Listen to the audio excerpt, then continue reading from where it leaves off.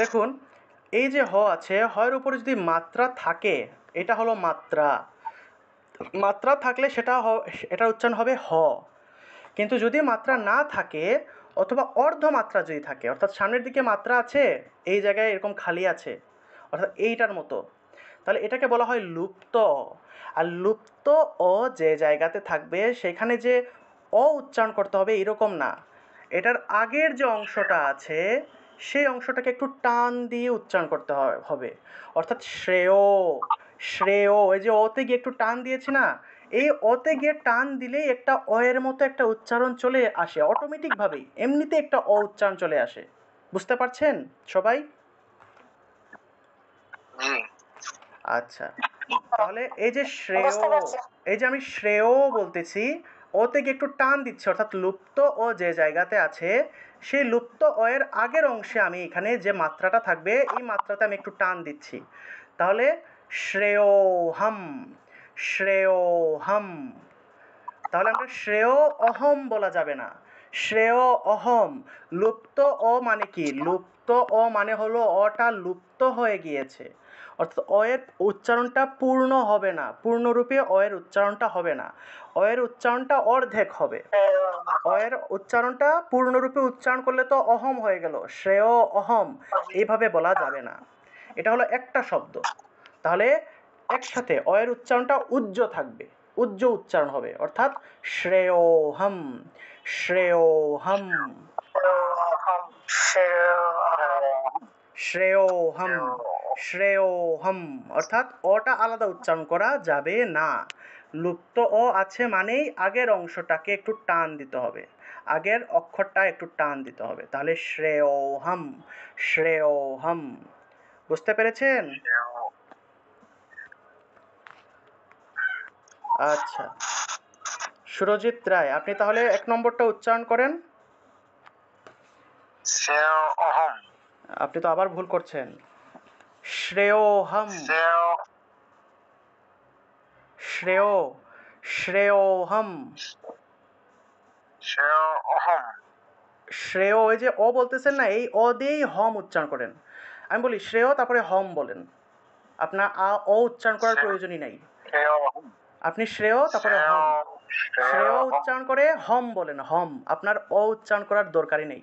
শ্রেয়োহম, শ্রেয়োহম, শ্রেয়, শ্রেয়হম। হ্যাঁ শ্রেয়োহম, ঠিক আছে? শ্রেয়োহম। আপনি এখানে মনে করেন যে অ নাই, আপনি আসলে এখানে অটাকে একদম ঢুকিয়ে ফেলছেন মাথার মধ্যে, এর জন্য আপনি অ উচ্চারণ করতেছেন, অ মনে করেন যে এখানে নাই। তাহলে শ্রেয়োহম, শ্রেয়, শ্রেয় অর্থাৎ শ্রেয় থেকে একটু টান দিবেন, তারপরে হম উচ্চারণ করবেন, তাহলে শ্রেয়োহম, শ্রেয়োহম। বুঝতে পেরেছেন? আচ্ছা, তারপরে বলেন গোপাল চন্দ্র দাস। গোপাল চন্দ্র দাস, যদি নমস্কার, যদি আপনি এতক্ষণ আমি যা বুঝালাম এটা যদি বুঝে থাকেন তাহলে আপনি ৪ নম্বরটা উচ্চারণ করেন।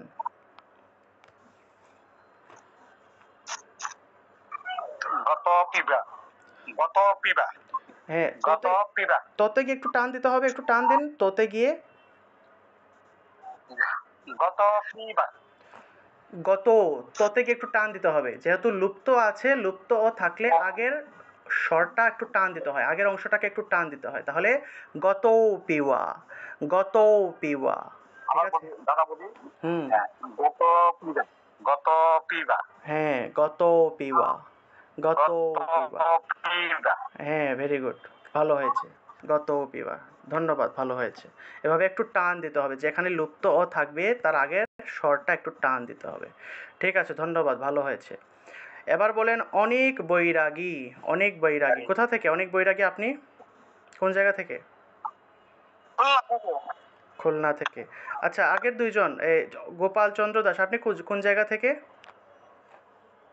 আমি কুমিল্লা বুড়িচং থেকে। আচ্ছা, আর ইয়ে একজন ছিলেন না? হরে কৃষ্ণ। আচ্ছা, ঠিক আছে। অনেক বৈরাগী বলেন, অনেক বৈরাগী উচ্চারণ করেন ২ নম্বরটা। পরীক্ষা। আচ্ছা, ৩ নম্বরটা। বৃক্ষ। বৃক্ষ। আচ্ছা, এতক্ষণ আমি যা কিছু পড়ালাম এগুলো যদি বুঝে থাকেন তাহলে আপনি 12 নম্বরটা উচ্চারণ করেন।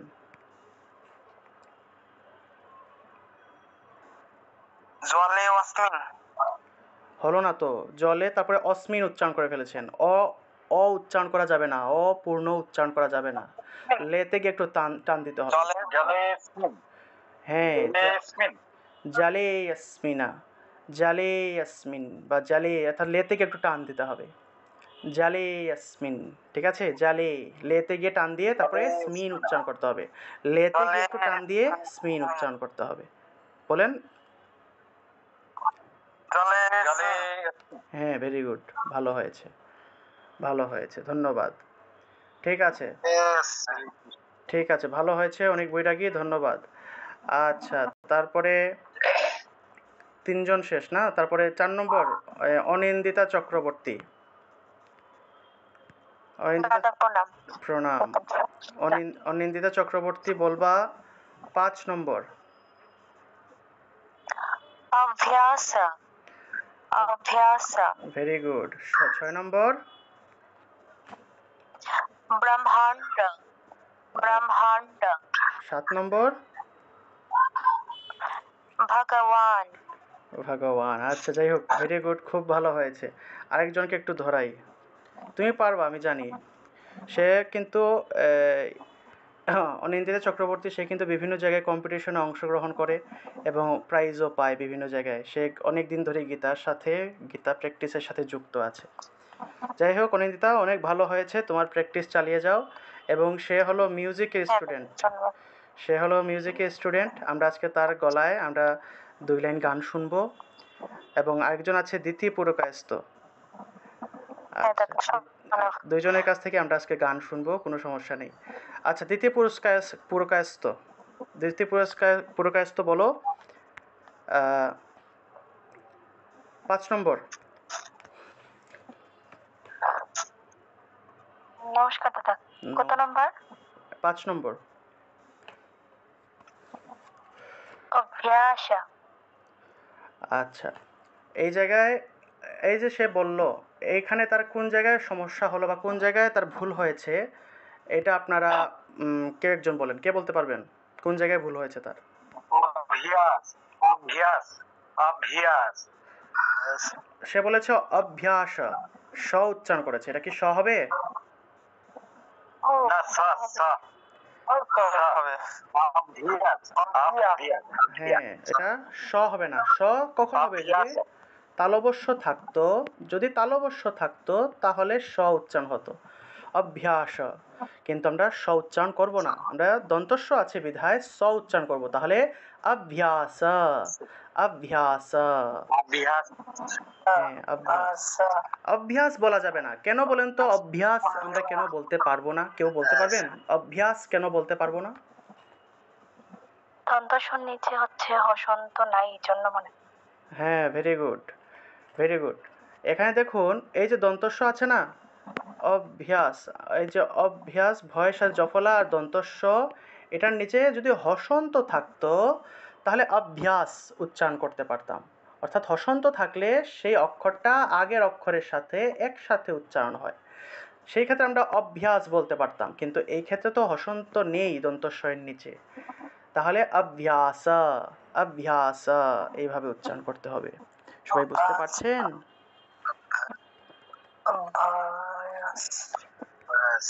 আচ্ছা, একইভাবে 6 নম্বর উচ্চারণ করো, দ্বিতীয় পুরকায়স্থ। ব্রহ্মাণ্ড ব্রহ্মাণ্ড। এখানে তো আমরা বাংলায় বললে ব্রহ্মাণ্ড বলি, ব্রহ্মা বলি, বাংলায় বললে তো ব্রহ্মা বলে ফেলি। এটা ব্রহ্মা হবে না কেন? কেন ব্রহ্মা আমরা উচ্চারণ করব না? ব্রহ্মাণ্ড কেন ব্রহ্মা উচ্চারণ করব না বলো? এটার উচ্চারণ কি? এই যে যুক্ত বর্ণ আছে, এটা উচ্চারণ কি? দাদা ওখানে খিওটা তো ওয়ার্ডে উচ্চারণ হবে। এটা খিও না, এটা খিও না, আসলে এটা হলো একটা যুক্ত বর্ণ, যেটা হ এবং ময়ের সাথে হ যুগ্ম। ঠিক আছে, এটা হলো ব্রহ্মাণ্ড, ব্রহ্মাণ্ড। আচ্ছা, ঠিক আছে দিদি, অসংখ্য ধন্যবাদ, ভালো হয়েছে তোমার। আর দন্তস্বর উচ্চারণটা তুমি ঠিক করবে। দন্তস্বর উচ্চারণটা স বলে ফেলো, এটা স উচ্চারণ হবে, স। তারপরে মহালক্ষ্মী দেবী দাসী, আপনার নামটা তো খুব সুন্দর, মহালক্ষ্মী। আপনি বলেন মহালক্ষ্মী। হ্যাঁ, প্রণাম, হরে কৃষ্ণ। আপনি কি ইসকনের সাথে যুক্ত আছেন? হ্যাঁ, আচ্ছা, এখানে মানে ইসকন থেকে হয়তো দীক্ষা যারা নেন তাদের হয়তো একটা নতুন নাম দেওয়া হয়, ঠিক না? এটা কি আপনার দীক্ষার পরবর্তী নাম? মহালক্ষ্মী, হ্যাঁ আমার দাম সেটাই হয়েছে, মহালক্ষ্মী কেশবী দেবী দাসী। আচ্ছা আচ্ছা, মহালক্ষ্মী কেশবী, ভালো হয়েছে, অনেক সুন্দর নাম। যাই হোক, মিউট রাখবেন সবাই, আপনি বলবেন, বাকিরা মিউট রাখবেন।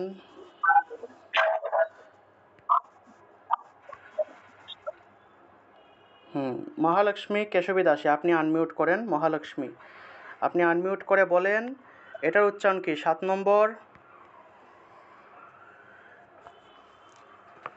ভগবান, ভগ, ভগবান, এটা এটা সংস্কৃত হবে ভগবান। হ্যাঁ, ভগওয়ান। ভগ তারপরে ওয়ান উচ্চারণ হবে, ওয়ান। One, one. ওয়ান কেন হলো? কারণ এই যে বটা আছে, এই বয়ের উচ্চারণটা হলো ও, ও, এটা হলো অন্তস্থ ব, ও ও ও ও ও। ইয়েস। তাহলে ভগবান। আচ্ছা, এটাকে আমরা ভগবানও কেন বললাম না, মানে ভগবানও, ভগবানও কেন বললাম না, ভগবান কেন বললাম? ওই যে এই যে ওই বসন্ত আসছে সেজন্য। কোথায় অসন্ত আছে? নয়ের নয়ের নিচে বসন্ত আছে যে। আচ্ছা, দন্ত্য নয়ের নিচে হসন্ত থাকায় এই নটা আগের অক্ষরের সাথে একসাথে উচ্চারণ হবে, তাহলে ভগবান, ভগবান। আচ্ছা, ভেরি গুড। তাহলে আমরা ভগবান উচ্চারণ করব। আপনি কোন জায়গা থেকে যুক্ত হয়েছেন? আমি মহালক্ষ্মী। চায়না থেকে এখন। ও চায়না আচ্ছা, থেকে। হ্যাঁ হ্যাঁ, চায়না থেকে। আমি আচ্ছা কিন্তু এখন আজকে গাড়িতে বসে ক্লাসটা শুরু করেছি, কারণ আমি এক জায়গায় গিয়েছিলাম, সেখান আচ্ছা থেকে আচ্ছা আস্তে আস্তে আমি গাড়িতে ক্লাস শুরু করেছি। আচ্ছা, বুঝতে পেরেছি। যাই হোক, খুব খুশি হলাম, অনেক অসংখ্য রানিং এর ধন্যবাদ। উপরে।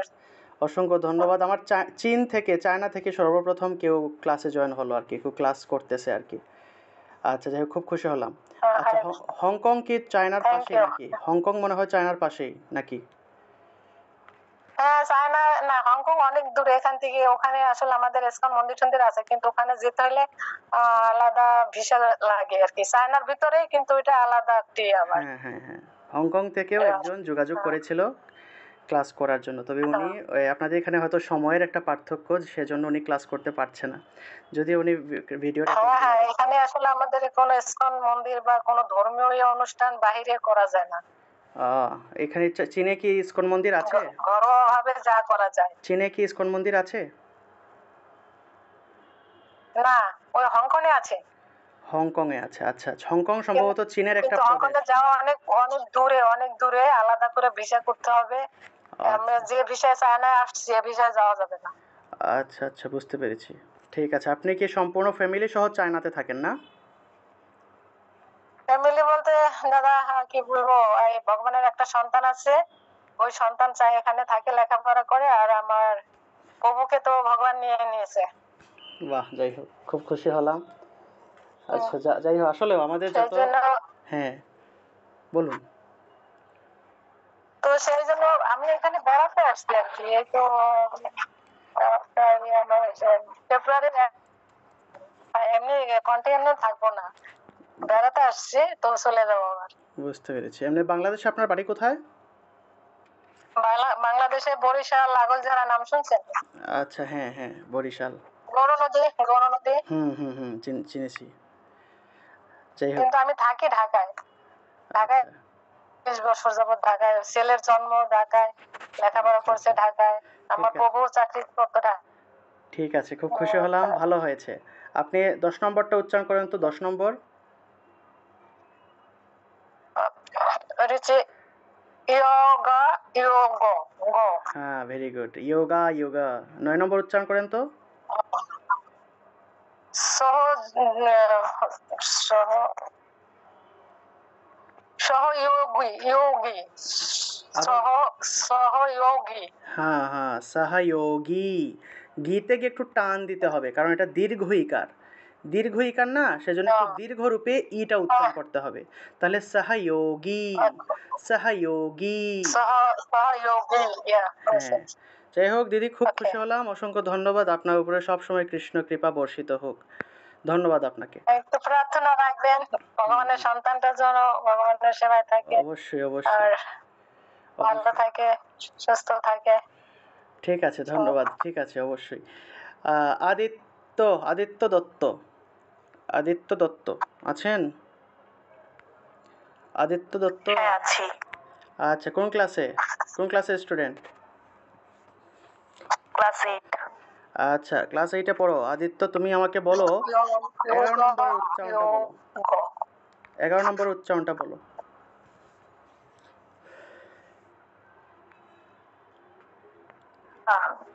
হ্যাঁ আদিত্য, 11 নম্বরের উচ্চারণটা একটু বলো। ব্যবস্থা, ব্যবস্থা, ব্যবস্থা, ব্যবস্থা।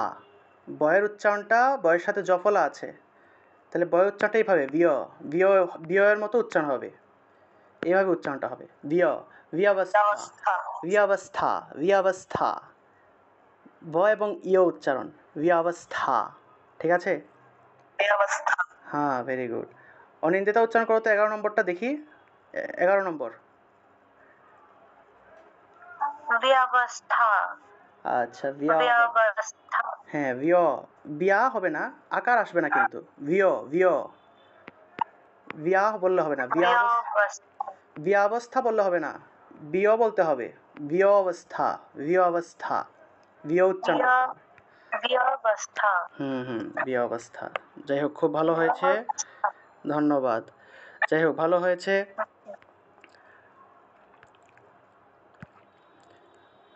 আচ্ছা আদিত্য দত্ত, তুমি আরও 1-2টা বলো দেখি, তোমার আর 1-2টা দেখি।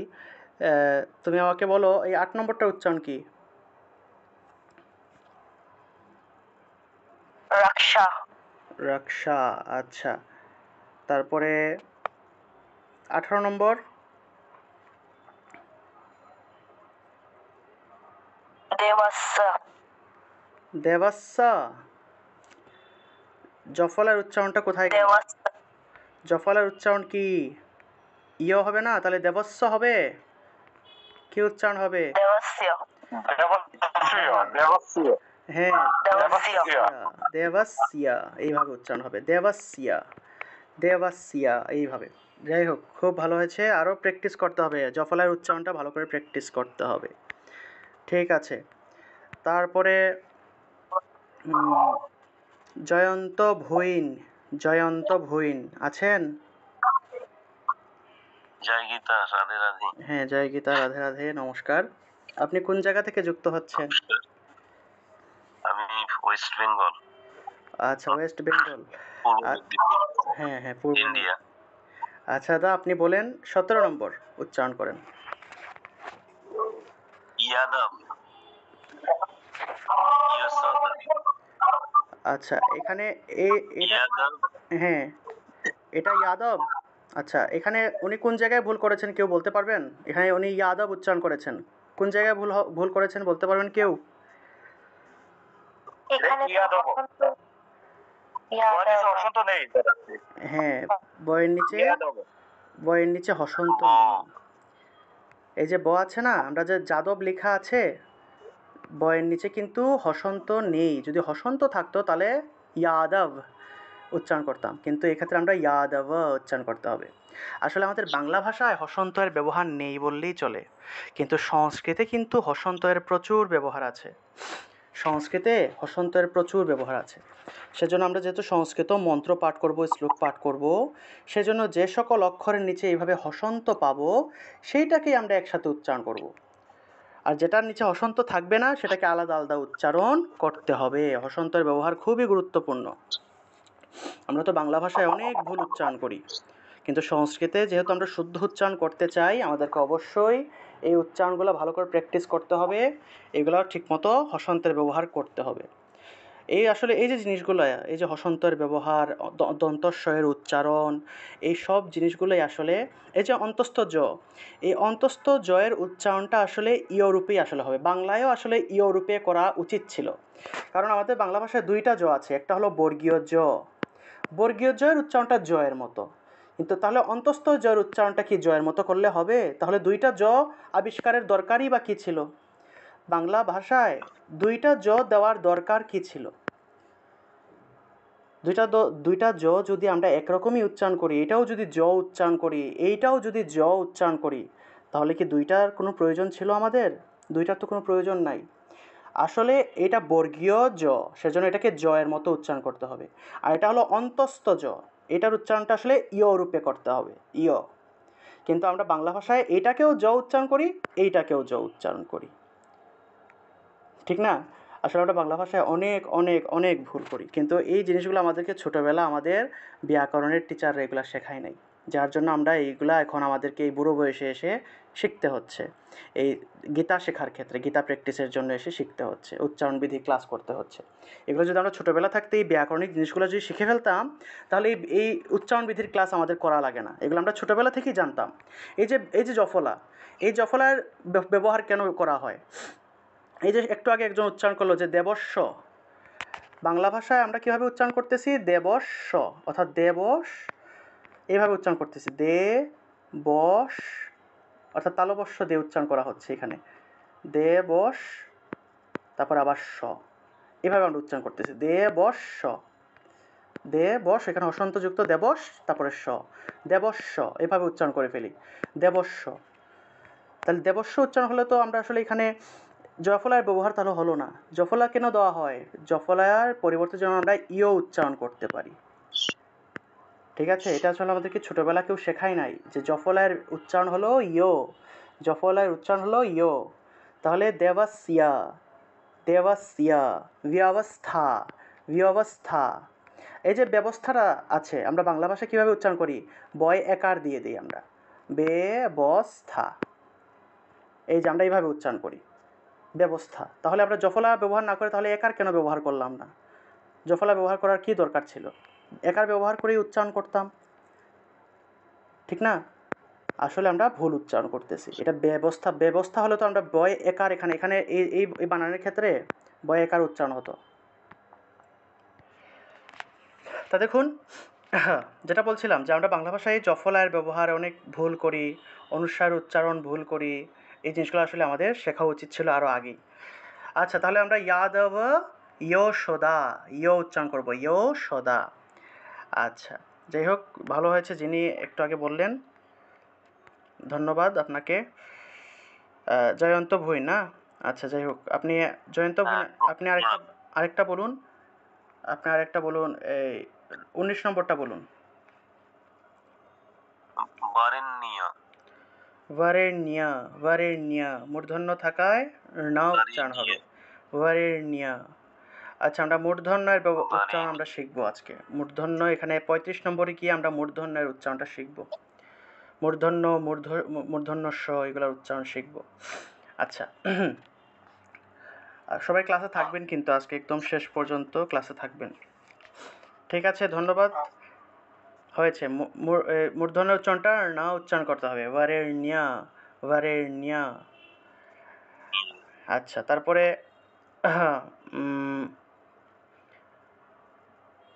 Learn Gita with Arpita. অর্পিতা আছে?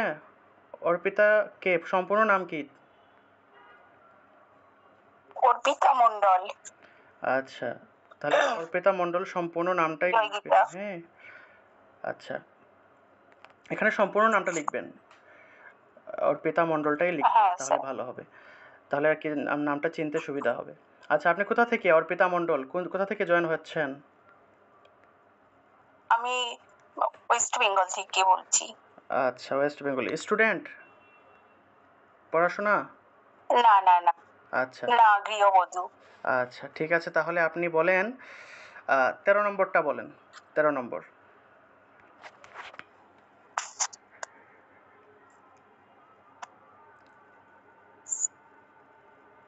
শ্রীকৃষ্ণ গোপাল শ্রীমদ্ ভগবদ গীতা। আচ্ছা, এটা কি বলেছেন? গোপাল এটা কি বলেছেন? শ্রীকৃষ্ণ। শ্রীকৃষ্ণ এটা তো শ্রী হবে না, এটাকে আবার বলেন সুন্দর করে। শ্রীকৃষ্ণ শ্রী হবে না, শ্রী শ্রীকৃষ্ণ শ্রীকৃষ্ণ শ্রী, হ্যাঁ শ্রী হবে না। এটা আমি বলি, আপনি আমার সাথে সাথে বলুন, এই যে যিনি ভুল করেছেন, এই, অর্পিতা আপনি বলেন, এটাকে উচ্চারণ করেন। এটা কি লিখলাম বলেন তো, এটা কি? তালবস্য এটা স, এটার উচ্চারণ কি? স, ঠিক না? হুম স বলেন, জোরে বলেন, আমার সাথে সাথে বলেন স। স নিচে দিলাম র, স নিচে র লাগিয়ে দিলাম, তাহলে শ্র, শ্র, ঠিক আছে? প্রথমে ছিল, প্রথমে ছিল স, বলেন আমার সাথে সাথে স, স, স নিচে লাগালাম র, তাহলে শ্র, শ্র, বলেন শ্র, স শ্র, শয়ের নিচে র, শ্র, তারপরে স হ্যাঁ দীর্ঘইকার লাগিয়ে দিলাম, তাহলে কি হয়ে গেল? শ্রী। শ্রী শ্রী হ্যাঁ, শ্রী বলেন, শ্রী, শ্রী শ্রী আবার শ্রী বলেন কেন? শ্রী শ্রী কেন হবে? আবার স বলেন, স, র, দীর্ঘইকার, শ্রী, শ্রী, শ্রী শ্রী, স, শ্রী এই দেখেন স, স, তারপরে দীর্ঘইকার শি, শি, এটা হলো শি, শি বলেন, শি, শ্রী আর র লাগালাম শ্রী, শ্রী, শ্রী, বলেন শ্রী শ্রী শ্রী, স, বাতাসটা এসে তালব্যস্য তো, তালব্য বর্ণ, স, স, তালুতে লাগবে, স, স শ্রী, স হ্যাঁ, শ্রী স, শ্রী বললে হবে না তো, স, শ্রী, স, শ্রী, শ্রী, শ্রী, স, শ্রী, শ্রী আপনি বারবার শুধু শ্রী শ্রী বলতেছেন, এটা শ্রী উচ্চারণটা হবে স, স, স স বলেন প্রথমে, জুড়ে স স বলেন, জুড়ে যত জুড়ে পারেন স বলেন, স, তারপরে দীর্ঘইকার শি, শি, শি বলেন, শি, জুড়ে শি বলেন, শি, শ্রী শি, আবার শি, শ্রী শি, শ্রী আর র লাগান শ্রী এখন, এখন র লাগান, শ্রী, শ্রী, শ্রী হ্যাঁ এই তো হয়েছে, শ্রী, বলেন শ্রী শ্রী, শ্রী হ্যাঁ শ্রী। আচ্ছা, এটা প্র্যাকটিস করবেন বারবার, ক্লাস তো হচ্ছে, ক্লাসের ভিডিও রেকর্ড আছে, এটা বারবার শুনবেন, প্র্যাকটিস করবেন, যদি ভালো করে শিখতে চান তাহলে অবশ্যই ভিডিও রেকর্ডটা দেখবেন। শ্রীকৃষ্ণ, এটা এটা কি উচ্চারণ করেছিলেন? এটা এইটা গোপাল বলেছিলাম আচ্ছা আচ্ছা, গ, গ, গ মানে কি? গ শব্দের অর্থ কি বলেন তো? জানি না ভগবান কৃষ্ণের নামের অর্থ জানেন না? দেখুন, গ মানে হলো গাভী, ঠিক আছে? গ মানে হলো গাভী, আর পাল মানে কি? যিনি গাভীদের পালন করতেন, ভগবান কৃষ্ণকে বলা হতো তিনি রাখাল, রাখাল রাজা বলা হতো, রাখাল রাজা, অর্থাৎ যারা গাভী চড়ায়, গাভীদেরকে রাখে, তাদেরকে রাখাল বলা হয়, ঠিক না? তা অর্থাৎ তিনি গাভীদের পালন করতেন বিধায়, গাভীদের পালক ছিলেন বিধায় ওনার নাম হলো গোপাল। তাহলে গ উচ্চারণ করব, গ, আমরা তো গোপাল বলে ফেলি, আমরা তো গয়ের রস্যকার লাগিয়ে দিই, গয়ের রস্যকার লাগালে হবে না, গোপাল বললে হবে না, উচ্চারণ করতে হবে গোপাল বা গোপালো, সংস্কৃতে উচ্চারণ করলে গোপালো, আর বাংলায় তো আমরা গোপাল বলে ফেলি, গোপাল হ্যাঁ গোপাল, গোপাল, ঠিক আছে? গোপাল হুম, গোপাল আচ্ছা এটা উচ্চারণ করেন। শ্রীমদ্ ভগবত গীতা আবার তো শ্রী বলে ফেললেন, শ্রী মানে বুঝেন? শ্রী মানে হলো, এটা হলো দন্তস্ব, স উচ্চারণ, দন্তস্ব উচ্চারণ হলো স, সয়ের নিচে র, স্র, আর দীর্ঘইকার, এটা হলো শ্রী, এই হলো শ্রী, স এর উচ্চারণ শ্রী, শ্রী, শ্রী বললে হবে না তো, উচ্চারণ করতে হবে স, শ্রী উচ্চারণ করতে হবে, শ্রী, শ্রী, শ্রী, বাঁশি। আমরা এই যে বাঁশি আছে না, বাঁশি শব্দটাকে আমরা কি বাসি বলি, বাসি না বাঁশি বলি? বাঁশি, স উচ্চারণ করি না? বাঁশি বলেন তো। হ্যাঁ, বাঁশি। বাঁশি। বাঁশি। তাহলে বাঁশি হলে তাহলে শ্রী উচ্চারণ করতে হবে, শ্রী, শ্রী, স উচ্চারণ, শ্রী। শ্রী। শ্রী। হ্যাঁ, এই তো হয়েছে শ্রী, এটা এইভাবে। তাহলে দেখুন এখানে আপনারা সবাই এই যে শ্রীমদ্ ভগবদ্ গীতা যে শব্দটা আছে, এই ক্ষেত্রে আমরা দেখুন শ্রী তো বুঝতে পারলাম, শ্রীমৎ, এই দয়ের নিচে দেখবেন একটা ভ আছে, আর একটা দয়ের সাথে গ আছে, ঠিক না? এই যে এখানে দয়ের সাথে গ আছে, আবার দয়ের সাথে ভ আছে। এই যে দয়ের নিচে যে ভটা আছে, দয়ের নিচে ভটাকে যদি আমরা ভাঙি, তাহলে দয়ের নিচে একটা হসন্ত পাওয়া যায়, সাথে একটা ভ পাওয়া যায়। কি বললাম? এই দয়ের নিচে যে ভটা আছে, এই যে যুক্ত বর্ণটাকে ভাঙলে হসন্তযুক্ত একটা দ পাওয়া যায়, আর সাথে একটা ভ পাওয়া যায়। ঠিক আছে? এখন দেখুন এই হসন্তযুক্ত দটাকে কীরকম উচ্চারণ করা হয়? ততের মতো করে, শ্রীমৎ, শ্রীমৎ। এখানে দেখুন এই যে দয়ে ভয় আছে না, এটাকে আমরা ভাঙলে দয়ের নিচে হসন্ত আসে, আর এই হসন্তযুক্ত দটাকে ততের মতো উচ্চারণ করতে হয়, অর্থাৎ এইভাবে শ্রীমৎ, মত তারপর তৎ, শ্রীমৎ, শ্রীমৎ উচ্চারণ করতে হবে। আমরা তো শ্রীমদ, মদ বলে ফেলি, অর্থাৎ অর্থাৎ ম দ হসন্ত আছে, এটা মদ বলা যাবে না, এটা উচ্চারণ হবে মত, শ্রীমৎ, শ্রীমৎ। বুঝতে পেরেছেন সবাই? হ্যাঁ, বুঝতে পেরেছি। শ্রীমৎ, তাহলে শ্রীমৎ হলো। তারপরে দেখুন এই যে ভটা বের হলো দয়ের নিচ থেকে, ভগবত। হ্যাঁ, দয়ের নিচ থেকে যে ভটাকে আমরা আলাদা করলাম, সেই ভ দিয়ে পরের অংশ উচ্চারণ করতে হবে। তাহলে ভগবত, এখানে দেখুন এই যে দয়ের সাথে আবার গ লাগানো আছে, দয়ের সাথে গ লাগানো আছে, এই এই যুক্ত বর্ণটাকে যদি আলাদা করি, তাহলে হসন্তযুক্ত দ আসে আর একটা গ আসে। এই হসন্তযুক্ত দটাকে আবার ততের মতো উচ্চারণ করতে হবে। তাহলে উচ্চারণটা হবে ভগ, কি হবে? ভগবত। হ্যাঁ, ভগবত, ভগবত। ভগবত। তাহলে শ্রীমৎ ভগবত, তারপরে কিরকম উচ্চারণ? এটার উচ্চারণ কি? গীতা। গীতা। হ্যাঁ, গ থেকে একটু দীর্ঘ টান দিতে হবে, গীতা, শ্রীমৎ ভগবত গীতা, শ্রীমৎ, এই যে শ্রী দীর্ঘই, এই যে শ্রী আছে এখানে একটু দীর্ঘ টান দিতে হবে, শ্রীমৎ।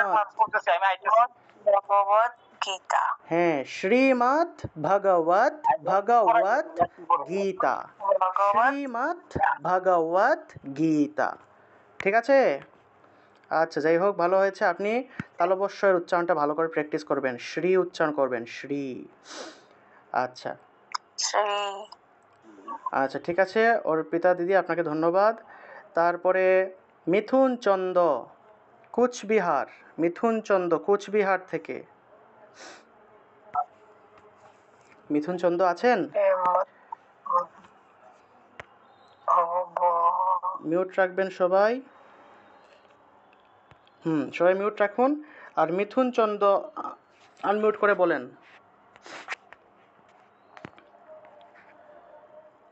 হ্যাঁ, মিথুন চন্দ কথা বলুন, শুনতে পাচ্ছেন? হ্যাঁ, মিথুন চন্দ আনমিউট করে কথা বলুন, আনমিউট হয়েছে, কথা বলুন। সম্ভবত আপনার এখানে ইন্টারনেটের সমস্যা আছে, আপনার কথাগুলো শোনা যাচ্ছে না। আচ্ছা, পরে আপনার কাছে পরে আসবো। নরোত্তম ঘোষ, নরোত্তম ঘোষ বলেন, আনমিউট করে বলেন। হ্যাঁ, নমস্কার, নরোত্তম ঘোষ। হ্যাঁ, নমস্কার। আচ্ছা, দেখুন আপনি বলবেন 20 নম্বর বলেন তো।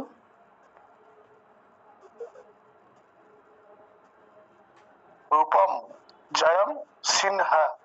আবার বলেন, এটা কি? রূপম। হ্যাঁ, এটা জয়ম। জয়ম, এটা জয়ম। এটা সিনহা। আচ্ছা সিনহা। আচ্ছা, উনি কেন সিংহ বললো কেউ বলেন তো, উনি কেন সিংহ উচ্চারণ করলো, কেউ বলতে পারবেন? যে শব্দের মাঝখানে অনুস্বার আছে। হরে কৃষ্ণ।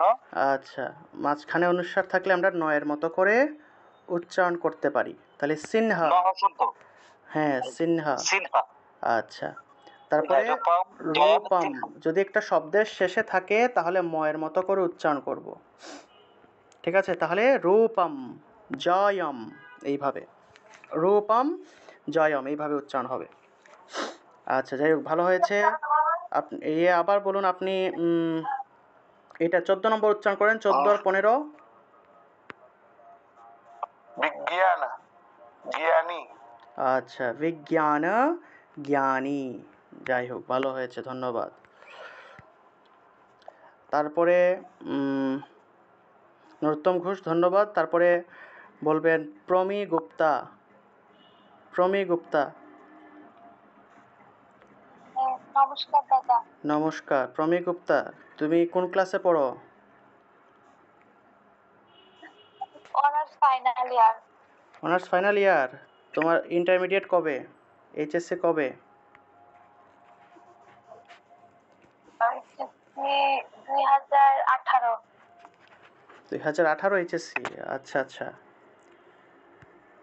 এখানে যারা যারা আছেন, কেউ কি আমার এসএসসি এইচএসসি কেউ কি আইডিয়া করতে পারবেন আমার এইচএসসি কবে বা এসএসসি কবে দিয়েছি আমি?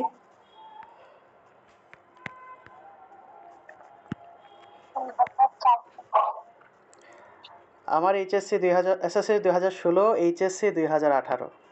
আমি 2018 ব্যাচের স্টুডেন্ট এইচএসসি। আচ্ছা, যাই হোক, তুমি বলো প্রমি গুপ্তা। প্রমি গুপ্তা বলো এটা 22 নম্বর বলো, 22 নম্বর।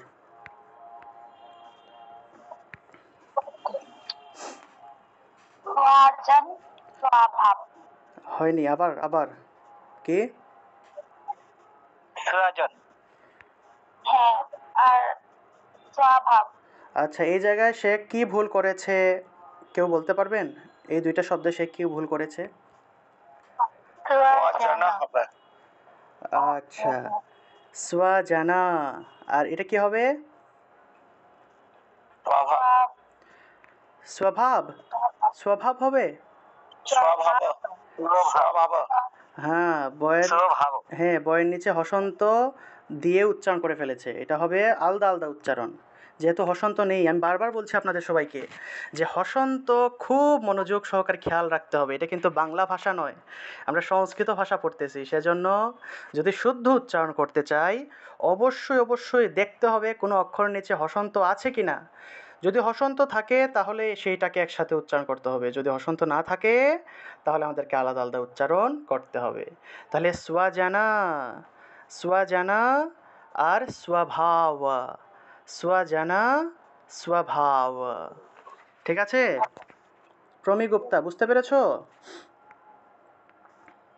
সুরাজন স্বভাব। প্রমি গুপ্তা আছে? স্বজানা স্বভাব এইভাবে উচ্চারণটা হবে। সুরাজন। আচ্ছা প্রমি গুপ্তা, আরেকটা উচ্চারণ করো তুমি। তুমি এই 23 নম্বরটা উচ্চারণ করো।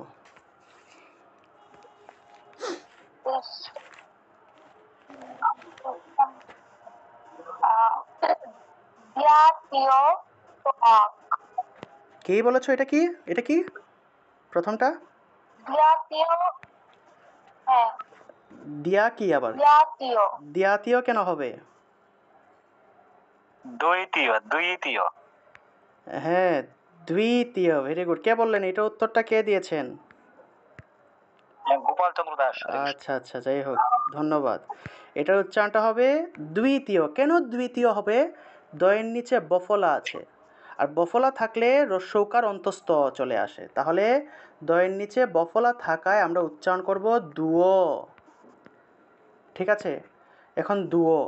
এখন দেখো, এখানে দয়ের নিচে বফলা আছে, সামনে একটা রস্যইকার আছে। এখন এই রস্যইকারটা কোথায় যাবে? আমরা তো দয়ের নিচে একটা কার চিহ্ন। দ্বিতীয় বর্ণ পড়ে, দ্বিতীয় বর্ণের সঙ্গে। মিউট রাখবেন সবাই, রাধে রাধে, সবাই মিউট রাখবেন। আপনাদের ঘরের সকল কথাবার্তা আলোচনা আমরা শুনতে পাই। আপনাদের ঘরে যত আলাপ আলোচনা করেন আমরা সব কিছু তো শুনে ফেলতেছি, সবাই মিউট রাখবেন। দেখুন, এই যে দয়ের নিচে বফলা থাকলে দুও উচ্চারণ হলো, আর এই যে বফলার আগে যে রস্যইকারটা আছে দয়ের আগে, এই রস্যইকার কোথায় যাবে? এখানে দেখুন, এই দুয়ের উচ্চারণের জন্য দয়ের নিচে তো রস্যইকার চলে আসলো, একটা কার চিহ্ন চলে আসলো। তাহলে এই যে রস্যইকার, এই কার চিহ্নটা কোথায় যাবে? এই অন্তস্তয়ের সামনে। ঠিক আছে, তাহলে উচ্চারণটা হবে দুই। কি বললাম? দুই। অর্থাৎ দয়ের নিচে বফলা আছে, আমি দয়ের নিচে বফলা থাকলেই আমি জানি যে দুও উচ্চারণ করতে হবে। এখন সামনে একটা রস্যইকার আছে, এই রস্যইকারটা কোথায় যাবে? এখানে তো রস্যইকার দেওয়া যাবে না, কারণ দুইটা কার চিহ্ন একসাথে কোনোদিন বসে না। দুইটা কার চিহ্ন কোনোদিন বসে? আপনারা কোথাও দেখেছেন দুইটা কার চিহ্ন একসাথে? আমার কথা শোনা যাচ্ছে না? রাধে রাধে, কথা শোনা যাচ্ছে না? শুনতে পাচ্ছি। আচ্ছা, তাহলে রিপ্লাই দিন, আপনারা রিপ্লাই করিয়েন সবাই।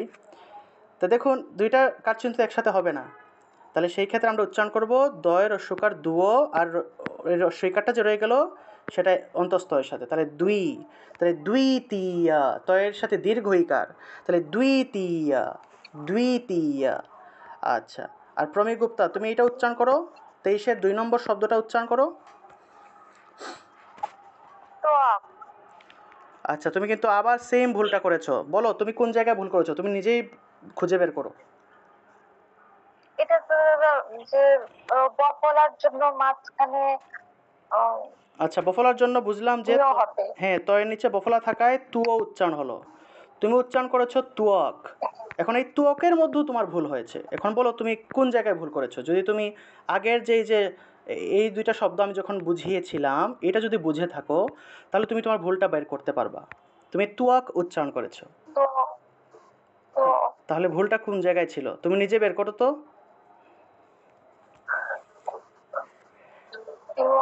দিতি বলো তো, দিতি বলো তো, সে তার ভুল কোন জায়গায় হয়েছে দিতি?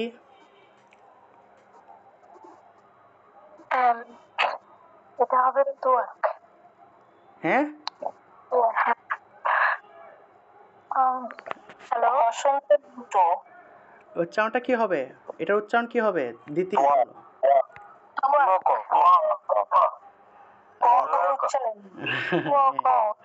হ্যাঁ, হসন্তের ব্যবহার খেয়াল রাখতে হবে। প্রমি গুপ্তা, সব সময় হসন্তের ব্যবহার খেয়াল রাখতে হবে। উচ্চারণটা হবে তুয়াকা, তুয়াক। কয়ের উচ্চারণটা পূর্ণ হবে। যদি হসন্ত থাকতো কয়ের নিচে তাহলে আমরা তুয়াক বলতাম।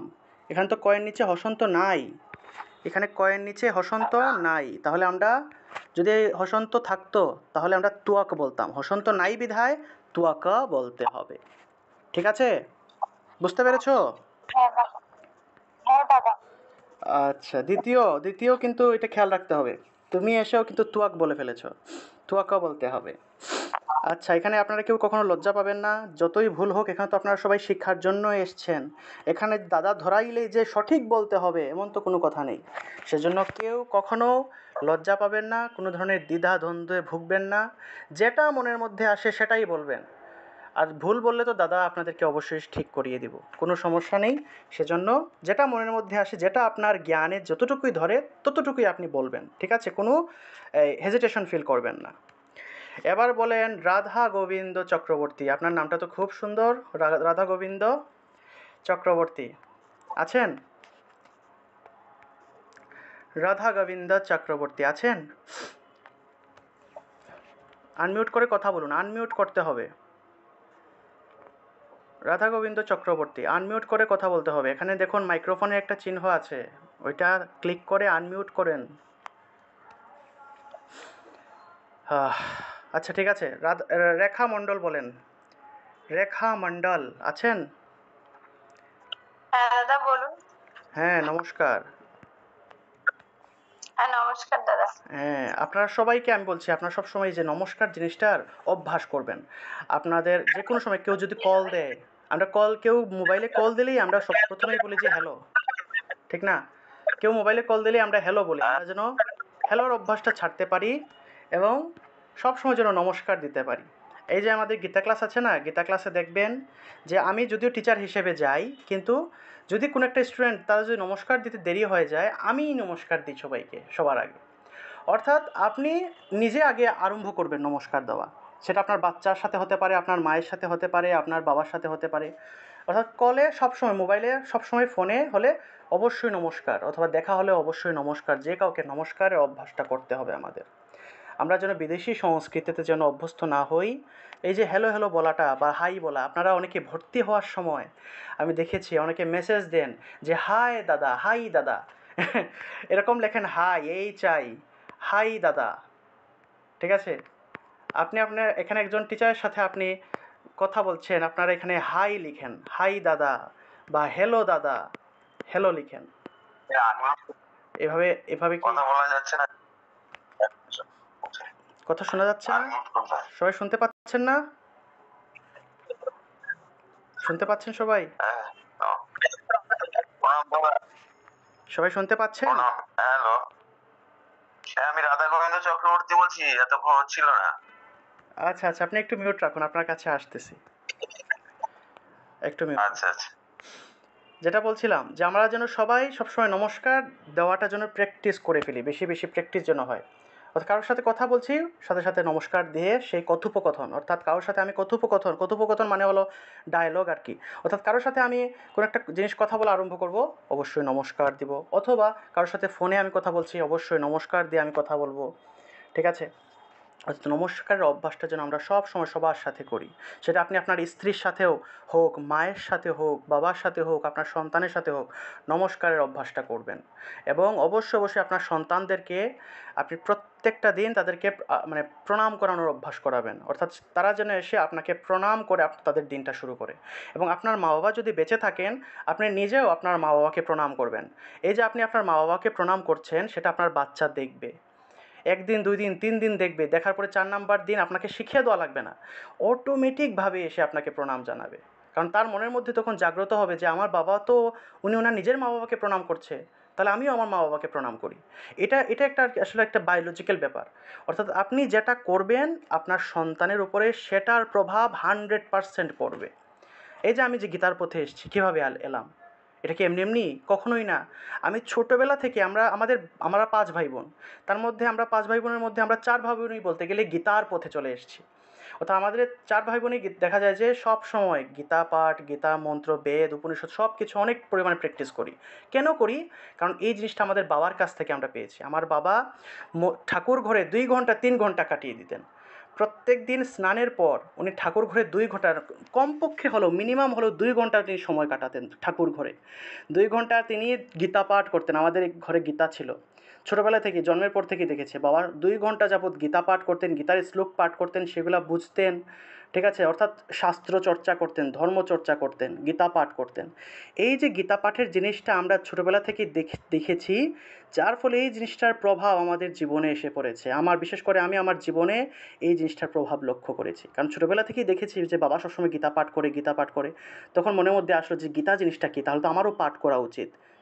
তারপরে গীতা স্কুলে গেলাম। গীতা স্কুলে আমার সাথে আরও অনেক গিয়েছিল। 2007 সালে, আজ থেকে প্রায় 17-18 বছর আগে। ঠিক আছে, অনেকে আমার সাথে গিয়েছিল গীতা ক্লাসে, গীতা স্কুলে। কিন্তু তারা কেউ এখন আর গীতার পথে নাই। কিন্তু দেখুন আমি এখন ওই গীতার পথে আছি, এবং আমার কাছ থেকে হাজার হাজার লক্ষ লক্ষ মানুষ গীতা শিখতেছে, গীতা প্র্যাকটিস করতেছে। এটার একমাত্র কারণ হলো পিতামাতা। সেজন্য আমি আপনাদেরকে এই জিনিসটাই বলবো যে আপনি নিজে আরম্ভ করুন।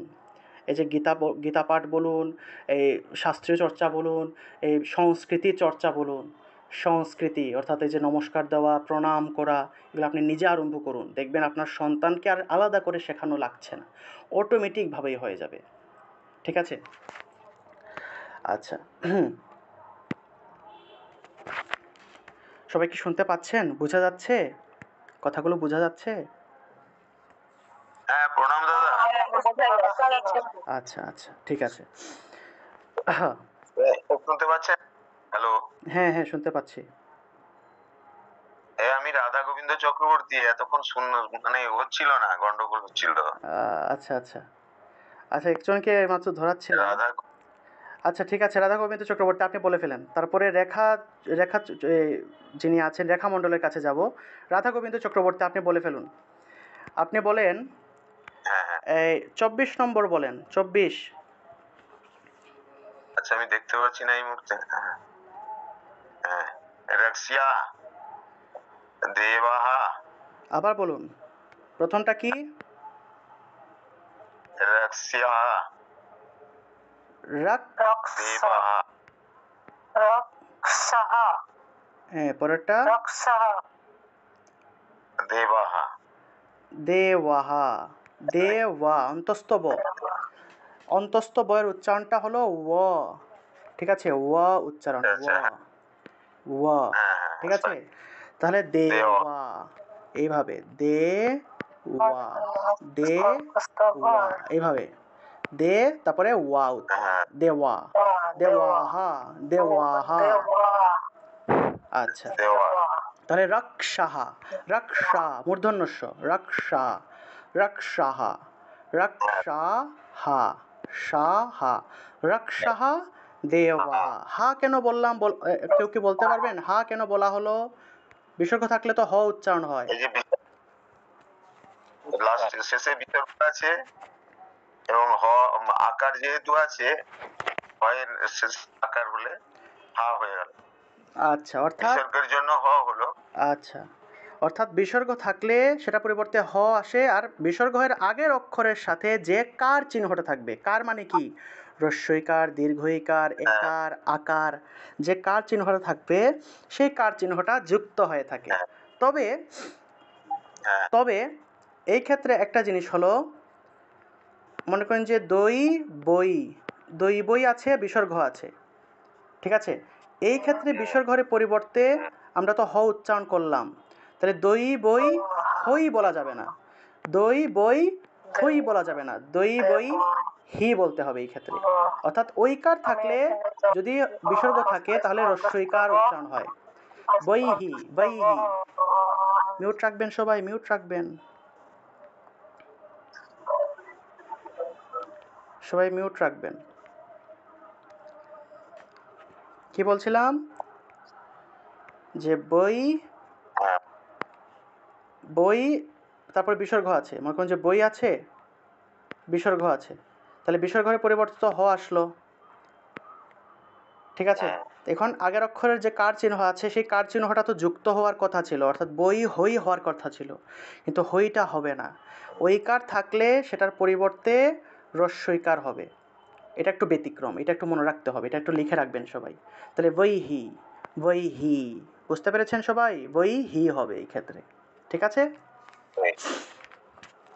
আচ্ছা, ধন্যবাদ আপনাকে রাধা গোবিন্দ চক্রবর্তী। না, আপনি কোন জায়গা থেকে যুক্ত হয়েছেন? এই আমি দাদা, আমি ভারতের ইয়েতে। আপনার মিউট হয়ে গেছে, আবার মিউট হয়ে গিয়েছে, আপনি আনমিউট করেন। রাধা গোবিন্দ চক্রবর্তী, হ্যাঁ বলুন। হ্যাঁ, হ্যাঁ, হ্যাঁ দাদা, শোনা যাচ্ছে? হ্যাঁ হ্যাঁ বলেন, হ্যালো। হ্যাঁ বলেন। হ্যাঁ, রাধা গোবিন্দ কলকাতার বাঘাযতীন থেকে বলছি। আচ্ছা, কলকাতা বাঘাযতীন, আচ্ছা, যাই হোক, খুব খুশি হলাম। ঠিক আছে, কলকাতা গেলে অবশ্যই দেখা হবে আপনাদের সাথে, যারা যারা এখানে কলকাতা থেকে আছেন বা পশ্চিমবঙ্গ থেকে আছেন, কলকাতা গেলে অবশ্যই হ্যাঁ, দেখা হবে। পশ্চিমবঙ্গ থেকে। আচ্ছা, এখন তো অবশ্যই আমার ঘরে। হ্যাঁ হ্যাঁ, এখন তো আসলে ভারতে ভিসা কলকাতায় বন্ধ এলে। করে দিয়েছে। এখন তো আমরা বাংলাদেশ থেকে ভারতের ভিসা পাই না, ঠিক আছে? ভিসা পাওয়াটা খুব মানে সোনার হরিণের মতো। কিন্তু যখন ভিসা দিত, বিগত 2 বছরে আমি 8 বার ভারতে গিয়েছি। যদি ভিসা দিত তাহলে আমি এই বছর কুম্ভ মেলায়ও যেতাম, এবং অলরেডি 2-3 বার যাওয়া হয়ে যেত। কিন্তু এখন তো আর যেতেই পারছি না, যাওয়া হবে আর কবে কবে নাগাদ হবে কোনো ঠিক ঠিকানা নাই। যাই হোক, ঠিক আছে, ভালো হয়েছে রাধা গোবিন্দ চক্রবর্তী, আরও প্র্যাকটিস চালিয়ে যাবেন, ঠিক আছে? রেখা মণ্ডল, রেখা মণ্ডল আনমিউট করেন। হ্যাঁ, নমস্কার। নমস্কার দাদা। আচ্ছা, আপনি বলেন 25 নম্বর বলেন, 25 নম্বর। রাহু হু হ্যাঁ, রাহু হু, হে তবে হে হে তবে হে, ভেরি গুড।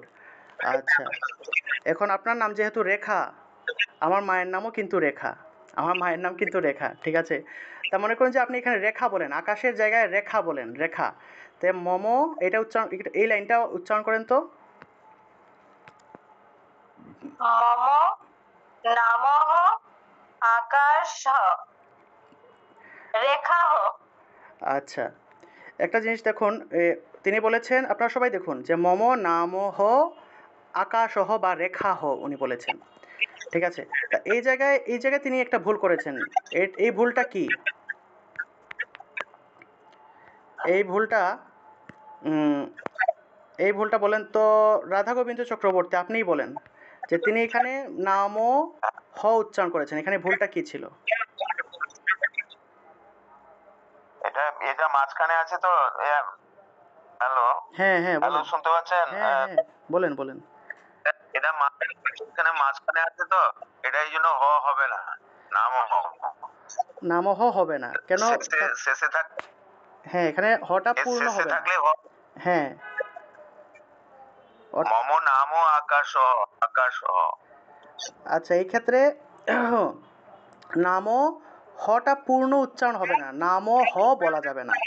এই ক্ষেত্রে হটাকে হসন্ত দিয়ে উচ্চারণ করতে হবে, হসন্ত দিয়ে হয়ের উচ্চারণটা করতে হবে। তাহলে কিভাবে উচ্চারণটা হবে?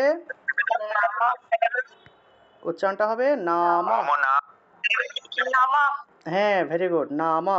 তাহলে উচ্চারণটা হবে মম নাম, তারপরে রে খা বিসর্গ, বিসর্গ থাকলে উচ্চারণটা কি হয়? হ হবে, ঠিক আছে? রেখা হ হবে না কি হবে বলেন তো? রেখা হবে? রেখা, হা, রেখা হা, কারণ আগের অক্ষরের সাথে আকার আছে, ঠিক আছে? হুম, তাহলে রেখা হা। তাহলে আর এই ক্ষেত্রে আমি যেহেতু আকাশ, সেই ক্ষেত্রে আমি উচ্চারণ করব মম নাম আকাশহ। আকাশ হ উচ্চারণ করব, হ পূর্ণরূপে হ উচ্চারণ হবে। আর যদি এখানে আকাশ শাহ যদি আমার নাম হতো, তালবস্যর সাথে আকার থাকতো, তাহলে আকাশাহা, আকাশাহা উচ্চারণ করতাম, আকাশ সাহা উচ্চারণ করতাম, ঠিক আছে? তো যেহেতু আমার নাম আকাশ সাহা না, আমার নাম আকাশ, তাহলে আমরা উচ্চারণ করব মম নাম আকাশহ, মম নাম আকাশহ, ঠিক আছে? এটা মম যদি, নাম আকাশ। আচ্ছা, এটা যদি বুঝে থাকেন, এটা আসলে সংস্কৃত ভাষা আর কি, নিজের পরিচয় দেওয়া হয়, মানে আমার নাম অমুক, ঠিক আছে? এটা যদি বুঝে থাকেন, তাহলে প্রতিমা দাস আপনি বলেন, আপনি আপনার নামটা বলেন তো তাহলে, এই এই সংস্কৃত ভাষায়, তাহলে আপনার নামটা আপনি বলেন তো এইভাবে।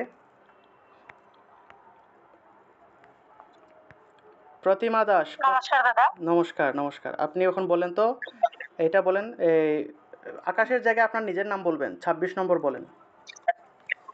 মম নাম প্রতি কি? প্রতিমাহ। মম নাম প্রতিমাহ। আচ্ছা, আপনি বলেছেন প্রতিমা। প্রতিমা। হ্যাঁ, ভেরি গুড। হ্যাঁ। হ্যাঁ, ভেরি গুড, প্রতিমাহা। কারণ আগের তো আকার আছে না, আকারটা তো বসাতে হবে, তাহলে প্রতিমাহা, প্রতিমাহা, ঠিক না? এইভাবে যে, ভেরি গুড, ভালো হয়েছে। আপনি তাহলে প্রতিমা আপনিই বলেন, প্রতিমা যিনি আছেন, আপনি 19 নম্বরটা বলেন তো। বরেণ্য। এবারে নিয়, বরেণ্য। নিয়টা এরকম বলা যাবে না, নি এবং অ আলাদা আলাদা উচ্চারণ করা যাবে না, একসাথে বলতে হবে। ওয়ারেন্যা, ওয়ারেন্যা, এইভাবে নিয়টা একসাথে বলতে হবে, বলেন তো। বরেণ্য। বরেণ্য, বরেণ্য। হ্যাঁ, নিয়টা একসাথে, নিয়টা একসাথে বলতে হবে, নি এবং অ, নিয় একসাথে বলতে হবে। বরেণ্য। হ্যাঁ, ভেরি গুড, ওয়ারেন্যা। বরেণ্য। হ্যাঁ, ওয়ারেন্যা। বরেণ্য। হ্যাঁ, আপনি প্রথমে বলেছিলেন বরে নিয়, নিয় বলেছিলেন, নিয় বললে হবে না, ওয়ারে নিয়া একসাথে। 18 নম্বর বলেন তো তাহলে। হ্যাঁ, 18 নম্বর বলেন তো। দেবস্য। দেবস্য, দেবস্য। জফলা আছে তো, উচ্চারণ করেন, জফলা থাকলে কিভাবে হবে? দেবস্য। হ্যাঁ দেবস্য। হ্যাঁ, দেবস্যা, ভেরি গুড, দেবস্যা। এগুলো কিন্তু প্র্যাকটিস করতে হবে বারবার। দেবস্যা, জফলার উচ্চারণটা সব সময় খেয়াল রাখতে হবে, দেবস্যা।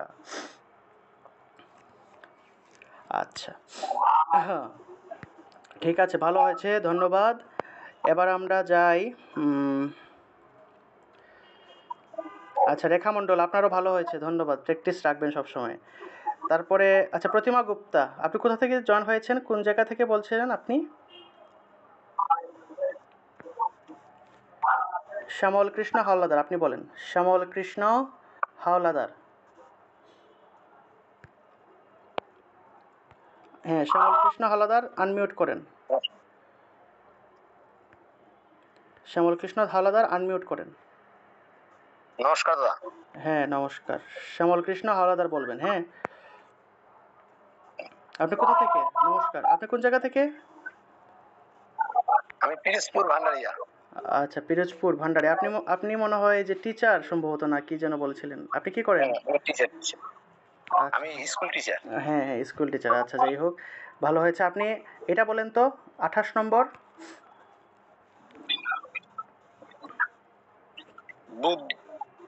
বুদ্ধি। বয়স, বয়স সাথে তো রিকার আছে, কি হবে এটা? হ্যাঁ, তাহলে উচ্চারণ করেন বৃদ্ধি। হ্যাঁ, বৃদ্ধি, বয়ের নিচে রিকার, তাহলে বৃদ্ধি, বৃদ্ধি। আচ্ছা, তারপরে এটা কি? আচ্ছা, এটা সংস্কৃত উচ্চারণ করলে বৃষ্টি, বৃষ্টি, অর্থাৎ মূর্ধন্যস্ব আছে, মূর্ধন্যস্ব, তারপরে ট আছে, তাহলে বৃষ্টি।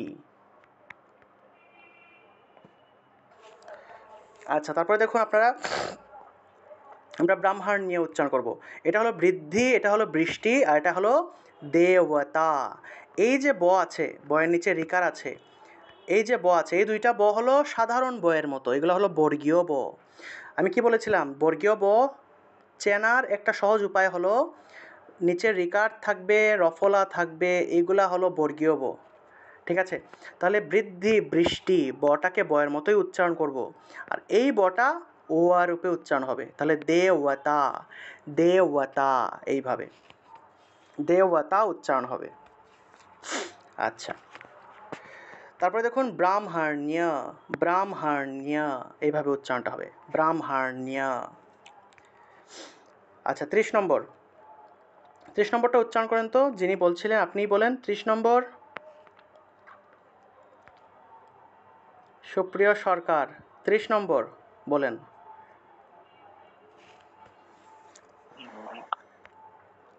চলে গেছে। হ্যাঁ, 30 নম্বরটা বলেন, 30 নম্বর। 30 নম্বর, অহম। অহম, প্রথমটা হচ্ছে অহম। প্রথমটা অহম, তাহলে দ্বিতীয়টা কি? প্রথমটা হচ্ছে অহম, দ্বিতীয়টা? আর দ্বিতীয়টা হচ্ছে অহম। আচ্ছা, বুঝতে পেরেছেন তো? এটা ময়ের নিচে হসন্ত নেই, এটা হসন্ত আছে। হসন্ত না থাকলে অহম, অহম, অর্থাৎ প্রত্যেকটা অক্ষর আলাদা আলাদা করে উচ্চারণ করতে হবে, প্রত্যেকটা অক্ষর আলাদা আলাদা উচ্চারণ, তাহলে অহম। আর এটা হলো অহম, এটা হলো অহম। আচ্ছা, ঠিক আছে, ধন্যবাদ, ধন্যবাদ। যদি এই যে শ্রাবণী সরকার, শ্রাবণী সরকার, নমস্কার দাদা। নমস্কার, কোন ক্লাসে পড়ো? আমি আজকে প্রথম গিয়েছি ক্লাসে। আচ্ছা, কোন ক্লাসে পড়ো? আমি বিএ থার্ড ইয়ারে পড়ছি।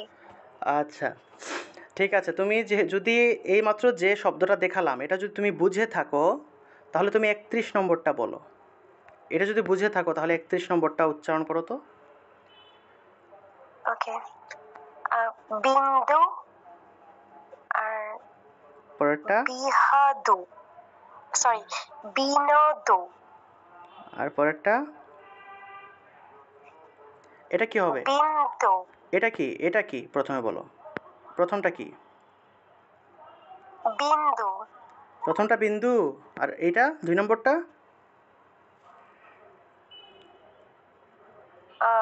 বিন্দু। দুইটাই বিন্দু বিন্দু, এটা হইলো? প্রথমটা এটা দ্বিতীয়টা হচ্ছে বিন্দু। প্রথমটা বিনোদু, দ্বিতীয়টা হচ্ছে বিন্দু। বুঝতে পেরেছো? জি দাদা, হ্যাঁ। আচ্ছা, এই জিটা কিন্তু আমাদেরকে ত্যাগ করতে হবে। এই জি জিনিসটা অনেকের মধ্যে সমস্যা, জি টি বলা যাবে না, আমাদেরকে বলতে হবে আজ্ঞে হ্যাঁ, আজ্ঞে না। ঠিক আছে? এই যে আমাদের সংস্কৃতি হলো আজ্ঞে বলার সংস্কৃতি, আমরা জি টি যেন না বলি, আমরা যদি বলি তাহলে আমরা জি এর পরিবর্তে ব্যবহার করব আজ্ঞে। আজ্ঞে হ্যাঁ দাদা, আজ্ঞে না দাদা। এটা আসলে আমরা ব্যবহার করি না বিধায় এটা আমাদের কাছে একটু অড মনে হয়। আজ্ঞে বলবো, জিনিসটা অড মনে হয়, কারণ এটার তো প্রচলন নেই। আমরা এগুলো তো আমাদের নিজের সংস্কৃতি তো ভুলে গিয়েছি। আমরা পাশ্চাত্যের সাথে আমরা পাশ্চাত্য সংস্কৃতিতে আমরা মানে অন্যরা যেটা বলে আমরা সেটা আমরা ব্যবহার করি, কিন্তু অন্যদেরটা ব্যবহার করলে হবে না। বলতে হবে আজ্ঞে, আজ্ঞে হ্যাঁ, আজ্ঞে না। ঠিক আছে? তাহলে আমরা জি যেন না বলি, বলবো আজ্ঞে দাদা, আজ্ঞে হ্যাঁ দাদা, আজ্ঞে না দাদা, এরকম। তাহলে এখানে দেখো দন্তন্বয়ের নিচে হসন্ত নাই, তাহলে প্রত্যেকটা অক্ষর আলাদা আলাদা উচ্চারণ করতে হবে। এই দেখো আমি কিন্তু এর আগেও কিন্তু বলেছি প্রত্যেকটা অক্ষর আলাদা আলাদা উচ্চারণ। তাহলে এই ক্ষেত্রে আমি কি উচ্চারণ করব? বি ন দু। এই দেখো প্রত্যেকটা অংশকে আলাদা আলাদা, প্রত্যেকটা অক্ষরকে আলাদা আলাদা উচ্চারণ করেছি। বিনদু, আর এটা হলো বিন্দু। কেন বিন হলো? কারণ দন্ত্য নয়ের নিচে কি আছে বলো? জি দাদা। আবার জি। সরি, আমার বারবার ভুল হয়ে যাচ্ছে। আজ্ঞে দাদা। এই যে দন্ত্য নয়ের নিচে কি আছে? এখানে দন্ত্য নয়ের নিচে এটা কি আছে? এটাকে কি বলে? আচ্ছা, অন্যরা বলে সরি, দিয়েন না, অন্যরা বলে দিয়েন না, অন্যরা বললে তো তার শেখা হবে না। ঠিক আছে? যাকে জিজ্ঞেস করবো সে বলবে, কারণ সে যদি নিজে থেকে চেষ্টা না করে তাহলে তো তার শেখাটা হবে না। তাহলে দেখো এখানে বি নদু, যেহেতু এখানে অসন্ত নেই, প্রত্যেকটা শব্দ অক্ষরকে আমরা আলাদা আলাদা উচ্চারণ করব। তাহলে বি নদু আলাদা আলাদা উচ্চারণ করলাম। আর এখানে যেহেতু অসন্ত আছে, তাহলে এই নটা আগের অংশের সাথে উচ্চারণ হবে। বিন, বিন্দু, বিন্দু। ঠিক আছে, বুঝতে পেরেছো? আজ্ঞে হ্যাঁ দাদা। আচ্ছা, এটা যদি বুঝে থাকো বা এটা যদি বুঝে থাকেন, এই যে এইমাত্র যে জিনিসটা বুঝালাম, এটা যদি বুঝে থাকেন তাহলে কৃপা সিন্ধু রামদাস, আপনি বলেন কৃপা সিন্ধু রামদাস, আপনি এই ৩২ নম্বরটা উচ্চারণ করেন। যদি আপনি এই আমি ৩০, মিউট করব দাদা? হ্যাঁ মিউট করো। যদি ৩০ এবং ৩১টা বুঝে থাকেন তাহলে কৃপা সিন্ধু রামদাস আপনি ৩২ নম্বরটা উচ্চারণ করেন, যদি এই দুইটা বুঝে থাকেন। বলেন নমস্কার। হ্যাঁ, হরে কৃষ্ণ, প্রণাম। হরে কৃষ্ণ, প্রণাম দাদা। হ্যাঁ, প্রণাম। এটা উচ্চারণ করেন ৩২। শ্রীমদ, শ্রীমদ ভগবত, শ্রীমদ ভগবত। দ্বিতীয়টা হচ্ছে শ্রীমদ ভগবদ, শ্রীমদ ভগবদ। আচ্ছা, ভেরি গুড, ভেরি গুড। প্রথমটা শ্রীমদ ভগবদ, আর পরেরটা হলো শ্রীমদ ভগবদ। এখন এটাকে যদি আমরা আরো আরো স্পষ্ট করে উচ্চারণ করি তাহলে কিরকম হবে বলেন তো? এটাকে যদি আরো শুদ্ধ উচ্চারণ করি তাহলে কিরকম উচ্চারণ করব? শ্রীমদ ভগবত, শ্রীমদ ভগবত, ভগবত, হ্যাঁ। শ্রীমদ ভগবত, শ্রীমদ ভগবত। আচ্ছা, ভেরি গুড। যাই হোক, খুব ভালো হয়েছে, ধন্যবাদ। আচ্ছা, আর কেউ আর কে বাকি আছে দেখি। ধন্যবাদ আপনাকে কৃপা সিন্ধু রামদাস, ভালো হয়েছে, ভালো হয়েছে। দাদা একটা প্রশ্ন ছিল দাদা। দাদা এখানে কি এই যে পরের উচ্চারণ আছে তো দাদা, এটা একটু প্লিজ, এটা একটু বলবেন আমাকে। কোনটা কোনটা? এটা অন করুন, একদম শেষেরটা নারায়ণের ওখানে দুটো ন আছে, মূর্ধন্য আর দন্তন্য, এর উচ্চারণটা একটু কিরকম হবে এটা একটু জানতে চাইছিলাম। হ্যাঁ হ্যাঁ, এটা আমি দেখাবো তো, এই ৩৫ নম্বরে যাই, গেলেই দেখাচ্ছি। ঠিক আছে, এর আগের দুইটা শেষ করে ফেলি, এর দেখাবো আমি। জনিচন্দ্র সরকার, জনিচন্দ্র সরকার, আনমিউট করো। হরে কৃষ্ণ দাদা। হরে কৃষ্ণ। কোন ক্লাসে পড়ো? হরে কৃষ্ণ, ইন্টার সেকেন্ড ইয়ার। আচ্ছা, ইন্টার সেকেন্ড ইয়ারে। কোন কলেজে পড়ো? নিমসার জোনাবালি কলেজ, কোথায়, কোন জায়গায় এটা? কুমিল্লা, আচ্ছা কুমিল্লা ক্যান্টনমেন্ট। আচ্ছা, কুমিল্লা ক্যান্টনমেন্ট। আচ্ছা, দেখো তাহলে তুমি ৩৩ নম্বরটা উচ্চারণ করো তো।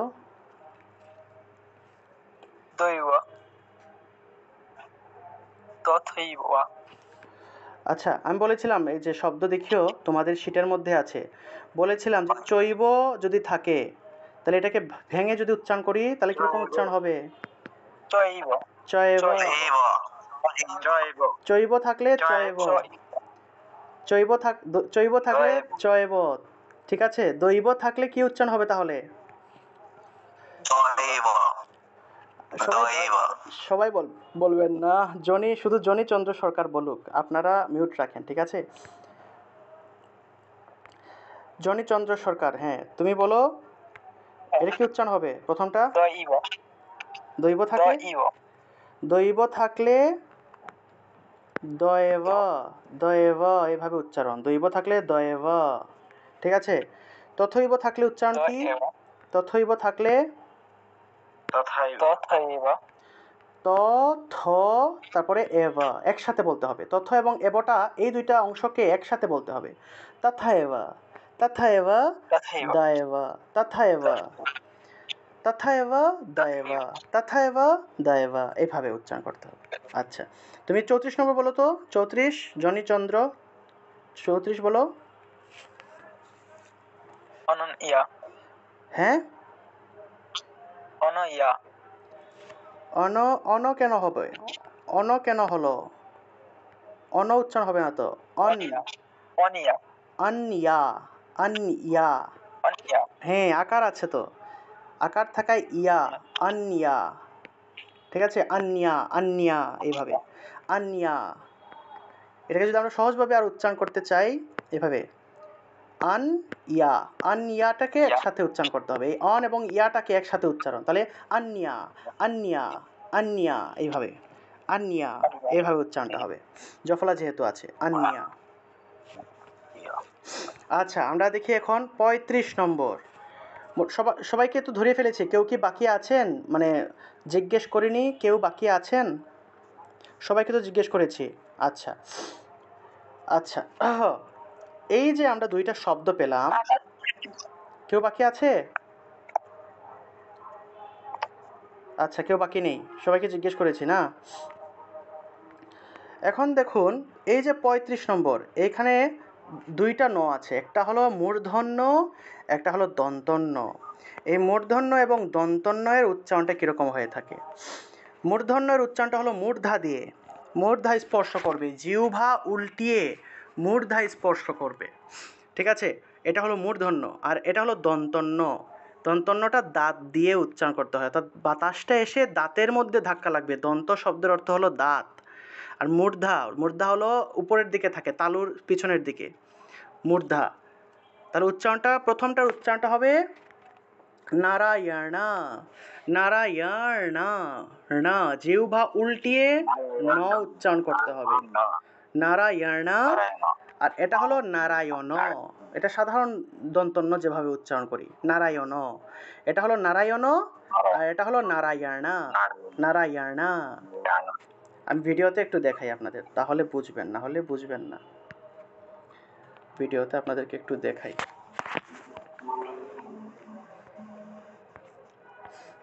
দাদা, এই যে দেখুন। দুঃখ আর দুঃস্বপ্ন একটু বলবেন? আচ্ছা, এটা বাকি রয়েছে, দেখাচ্ছি। দেখুন এই যে মূর্ধন্য, আমাকে দেখা যাচ্ছে? রাধে রাধে, আমাকে কি দেখা যাচ্ছে? হ্যাঁ দাদা দেখা যাচ্ছে, দেখতে পাচ্ছি দাদা, দেখা যাচ্ছে। আচ্ছা, যাচ্ছিল আবার দেখা যাচ্ছে না। দেখা যাচ্ছে, এখন দেখা যাচ্ছে?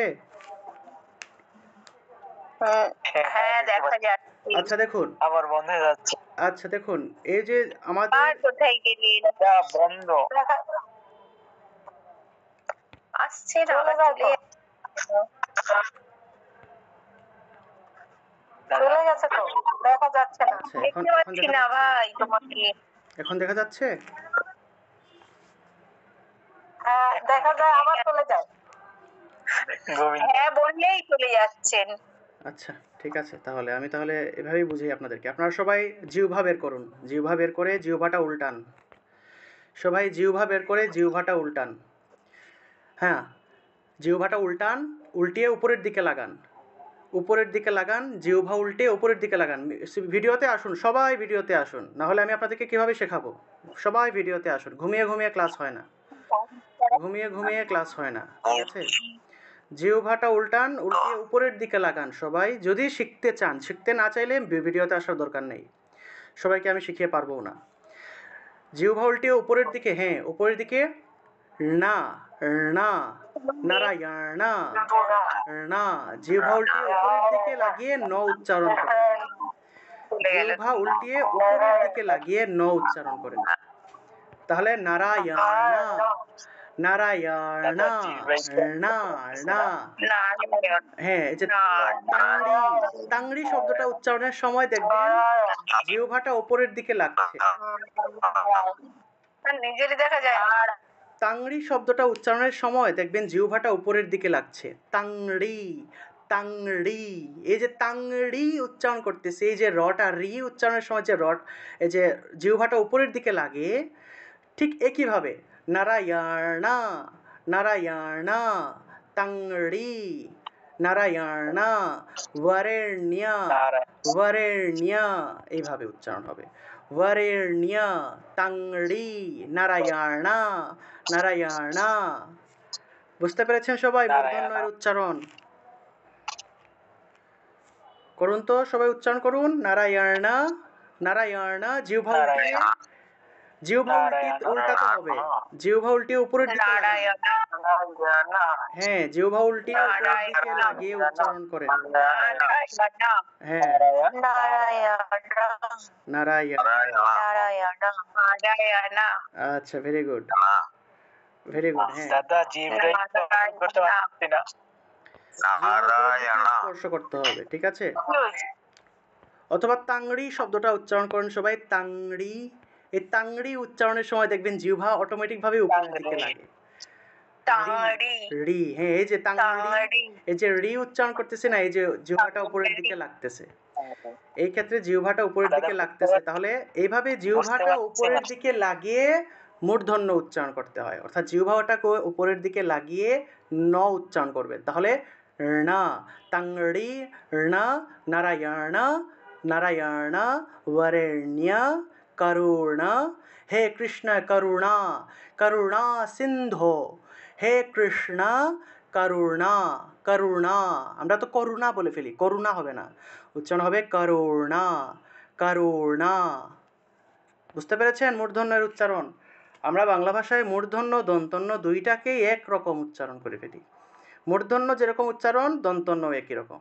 তাহলে এখানে পার্থক্য থাকলো না। পার্থক্য অবশ্যই আছে, মূর্ধন্যের উচ্চারণটা মূর্ধা দিয়ে উচ্চারণ করতে হয়, নারায়ণ, আর ওইটা হলো নারায়ণ নারায়ণ।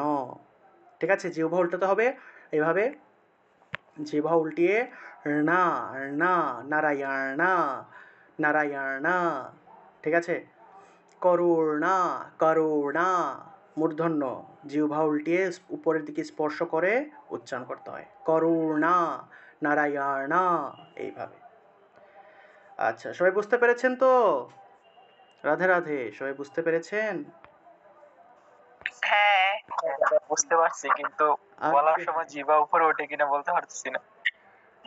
দাদা একটা প্রশ্ন ছিল দাদা। হুম হরে কৃষ্ণ। হুম বলেন। ওই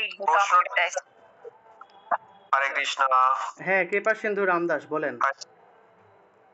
হ্যাঁ দাদা বলছি, বর যে উচ্চারণটা বললেন, রিকার থাকলে বা রপলা থাকলে ওটা আমরা বয় উচ্চারণ করব। আদার্স ওই ইকার বা দীর্ঘিকার এইগুলোতে কি ওটা যেরকম অন্ত্যেষ্ঠ বয় আসবে নাকি? না, এটা এখন আপনাদেরকে শেখাবো, এটা কিভাবে বুঝবেন এটা এখন শেখাবো আপনাদের, ঠিক আছে? সবার কাছে গৌরচন্দ্র বর্মনের গীতাটা আছে? আচ্ছা গীতা না থাকলে, আচ্ছা গীতা না থাকলে আমি আচ্ছা গীতা না থাকলে সমস্যা নাই, গীতার অ্যাপ আছে, ঠিক আছে? এই যে দেখুন এখানে অ্যাপ আছে, অ্যাপে সম্ভবত সবগুলো শ্লোক দেওয়া নাই। আচ্ছা দেখুন অ্যাপের এখানে অ্যাপ আছে, গৌরচন্দ্র বর্মনের গীতায় অ্যাপ আছে। সবাই মিউট রাখবেন, কেমন? মিউট রাখবেন, মিউট রাখলে আমার বোঝাতে সুবিধা হবে।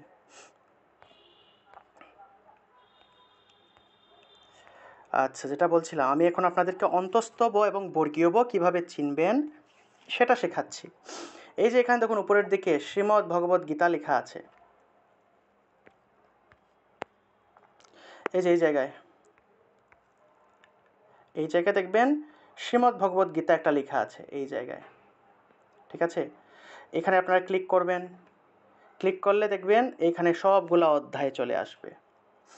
এখন আপনি মনে করেন যে একটা অধ্যায়, চতুর্থ অধ্যায়ে ক্লিক করলেন, আচ্ছা একটা অ্যাড চলে আসছে, অ্যাড আসলে অ্যাডগুলোকে আপনারা এভাবে কেটে দিবেন। এই যে দেখুন, এই গীতাটা আমি কেন কেনার জন্য বলেছি আপনাদেরকে, কারণ আমাদেরকে অন্তস্তব বর্গীয় বোধ চেনার জন্য আমাদেরকে দেবনাগরী লিপিটা আমাদেরকে ফলো করতে হবে।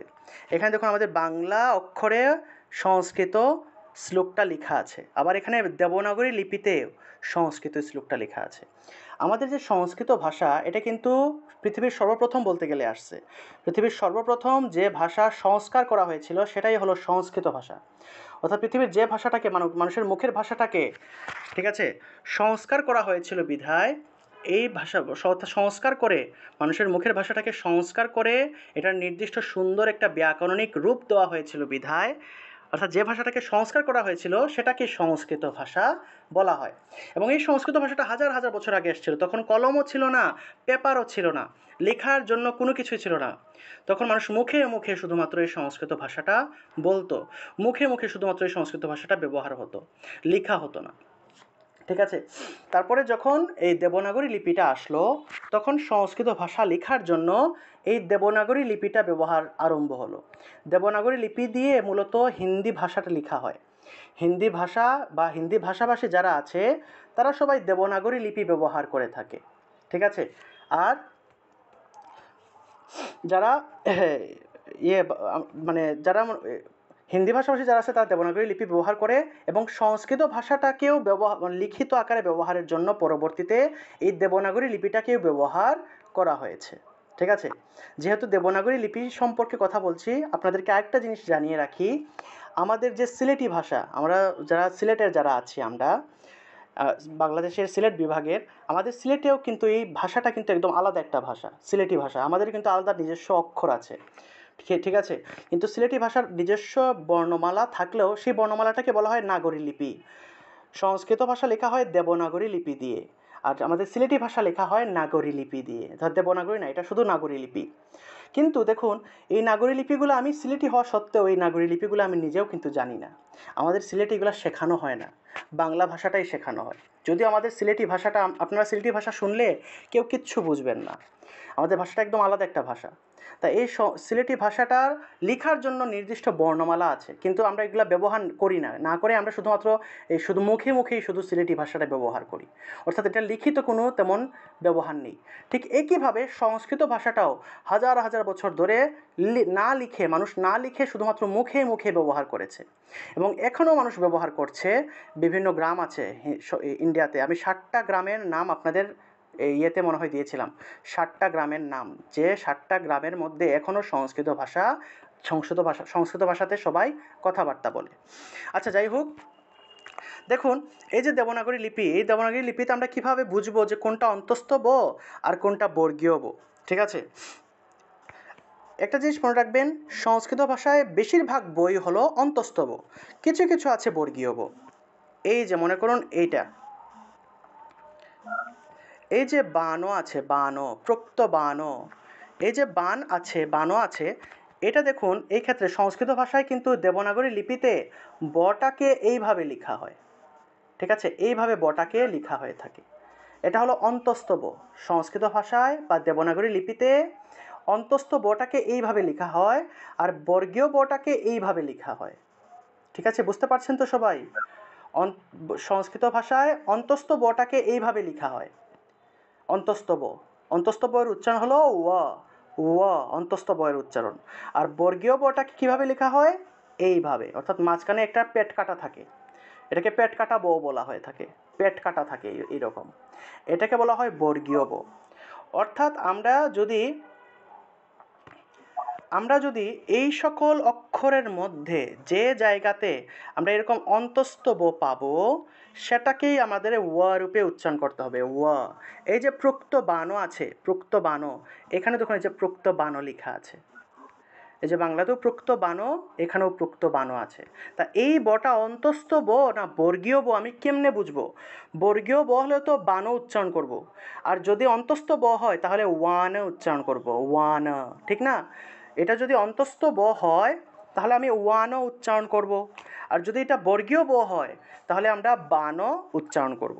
এখন এটা অন্তস্থ ব না বর্গীয় ব, এটা আমি কেমনে বুঝবো? এটা বোঝার জন্য আমাকে এই উপরের মেইন যে সংস্কৃত শ্লোকটা আছে সেটা লক্ষ্য করতে হবে। মনে করেন যে এই জায়গায় এসে আপনি আটকে গেছেন, এটা বুঝতেছেন এটা অন্তস্থ ব না বর্গীয় ব, সেই ক্ষেত্রে উপরের দিকে তাকাবেন। যদি দেখেন যে এই বয়ের জায়গায় এইখানে এইভাবে বটা লেখা আছে, ঠিক আছে, তাহলে এটা অন্তস্থ ব। এই যে দেখুন এখানে অন্তস্থ ব আছে, ঠিক আছে, অন্তস্থ ব আছে। এই যে এখানে কবে আছে না, এই কবের জায়গাতে যে এখানে দেখুন মনু রিক্সা কবে, রিক্সা আছে, এটা এটা বাদ দিন। এই যে বিত, এই যে এখানে দেখুন অন্তস্থ ব আছে, ব ব। এই বানটাই দেখুন, এই যে এখানে বানটা আছে, এই বটা অন্তস্থ ব কিনা বর্গীয় ব কীভাবে বুঝবো? এখানে দেখবো, এখানে আমি দেখতে পাচ্ছি এটা অন্তস্থ ব হিসেবে আছে, অর্থাৎ এইভাবে আছে, ঠিক আছে, এইভাবে আছে। তাহলে আমরা এটাকে উচ্চারণ করব ওয়ান, ওয়ান প্রক্তওয়ান হম অব্যয়ম। তাহলে ওয়ান উচ্চারণ করবো, ওয়ান, ওয়া উচ্চারণ করবো, ওয়া। আর আরেকটা দেখুন, এই যে আমি বলেছিলাম না যে বয়ের সাথে যদি রফলা থাকে, বয়ের সাথে যদি রফলা থাকে, তাহলে মনে করবেন এটা নিশ্চিতভাবে এটা বর্গীয় ব হবে। এই যে দেখুন এই যে বর্গীয় বটা আছে না, এটার সাথে দেখুন পেট কাটা আছে, এই বটা এই যে এইরকম দেওয়া, পেয়েছেন? এটা কিন্তু এইভাবে দেওয়া আছে, দেখতে পাচ্ছেন সবাই? দেখা যাচ্ছে তো? দেখা যাচ্ছে। হরে কৃষ্ণ। আচ্ছা, সবাই বুঝতে পারছেন তো? এই ক্ষেত্রে দেখুন এই যে এখানে পেট কাটা ব আছে। তাহলে এইভাবে যদি আমরা কোনো ব পাই, এইখানের মধ্যে যদি আমরা এখানে ব পাই, তাহলে সেই বটা হবে, এইভাবে যদি ব পেয়ে থাকি তাহলে সেই বটাকে আমাদের কি সাধারণ বয়ের মতো এই যে ব্র উচ্চারণ করতে হবে, ব্রউইথ, ব্রউইথ, ব্র উচ্চারণ করতে হবে। বুঝতে পেরেছেন সবাই? তাহলে আমরা যদি কোনো জায়গায় গিয়ে আটকে যাই যে এই বটা বা এই ব বা এই ব কোনটা অন্তস্থ ব আর কোনটা বর্গীয় ব আমি কিভাবে বুঝবো? তাহলে সেই ক্ষেত্রে আমি উপরের দিকে তাকাবো, উপরের দিকে তাকিয়ে আমি দেখতে পাচ্ছি যে এখানে এটা কি অন্তস্থ ব আছে, তাহলে এটাকে আমি ওয়া রূপে উচ্চারণ করতে হবে। এই যে বটা দেখতে পাচ্ছি এটা এখানে পেট কাটা হিসাবে আছে, তাহলে আমাকে এখানে অবশ্যই এটা সাধারণ বয়ের মতো উচ্চারণ করতে হবে, ঠিক আছে? সবাই কি বুঝতে পেরেছেন? রাধে রাধে সবাই। হরে কৃষ্ণ, বুঝতে পেরেছি, কিন্তু আমার একটা প্রশ্ন এখানে। হরে কৃষ্ণ। এই প্রশ্ন তো হবে না, প্রশ্ন উচ্চারণ করেন তো, শুদ্ধ উচ্চারণ করেন। এটা কি প্রশ্ন? প্রশ্ন, প্রশ্ন, প্রশ্ন। এটা প্রশ্ন তো না, আপনি তালবস্যকে স উচ্চারণ করেন, স উচ্চারণ করেন কেন? তালবস্যকে আপনি স উচ্চারণ করে ফেলেন, প্রশ্ন বলে ফেলছেন, প্রশ্ন হবে না, কি হবে বলেন? তালবস্য ঠিক করেন। প্রশ্ন, প্রশ্ন। হ্যাঁ প্রশ্ন। আপনি প্রশ্ন, আপনি উচ্চারণ করছেন প্রশ্ন, প্রশ্ন হবে না। প্রশ্ন। হ্যাঁ স স প্রশ্ন। প্রশ্ন, বাকিরা মিউট রাখবেন, বাকিরা মিউট রাখবেন, বাকিরা মিউট রাখবেন, প্রশ্ন, প্রশ্ন, প্রশ্ন।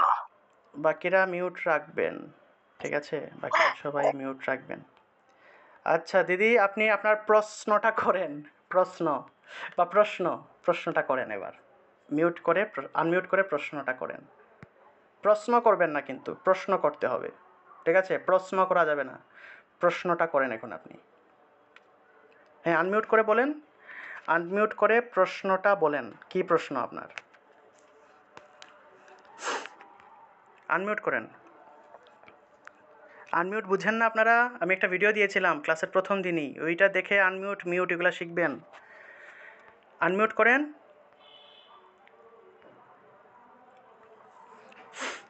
হরে কৃষ্ণ। হ্যাঁ হরে কৃষ্ণ, বলুন।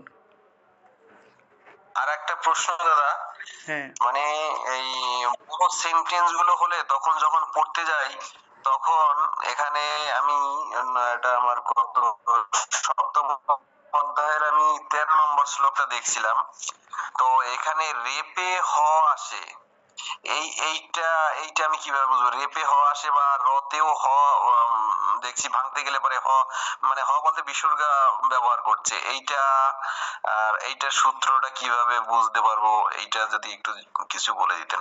এটাকে এত বেশি ভাঙার দরকার নাই আসলে, ভাঙলে তো অনেক বেশি ভাঙা যায়।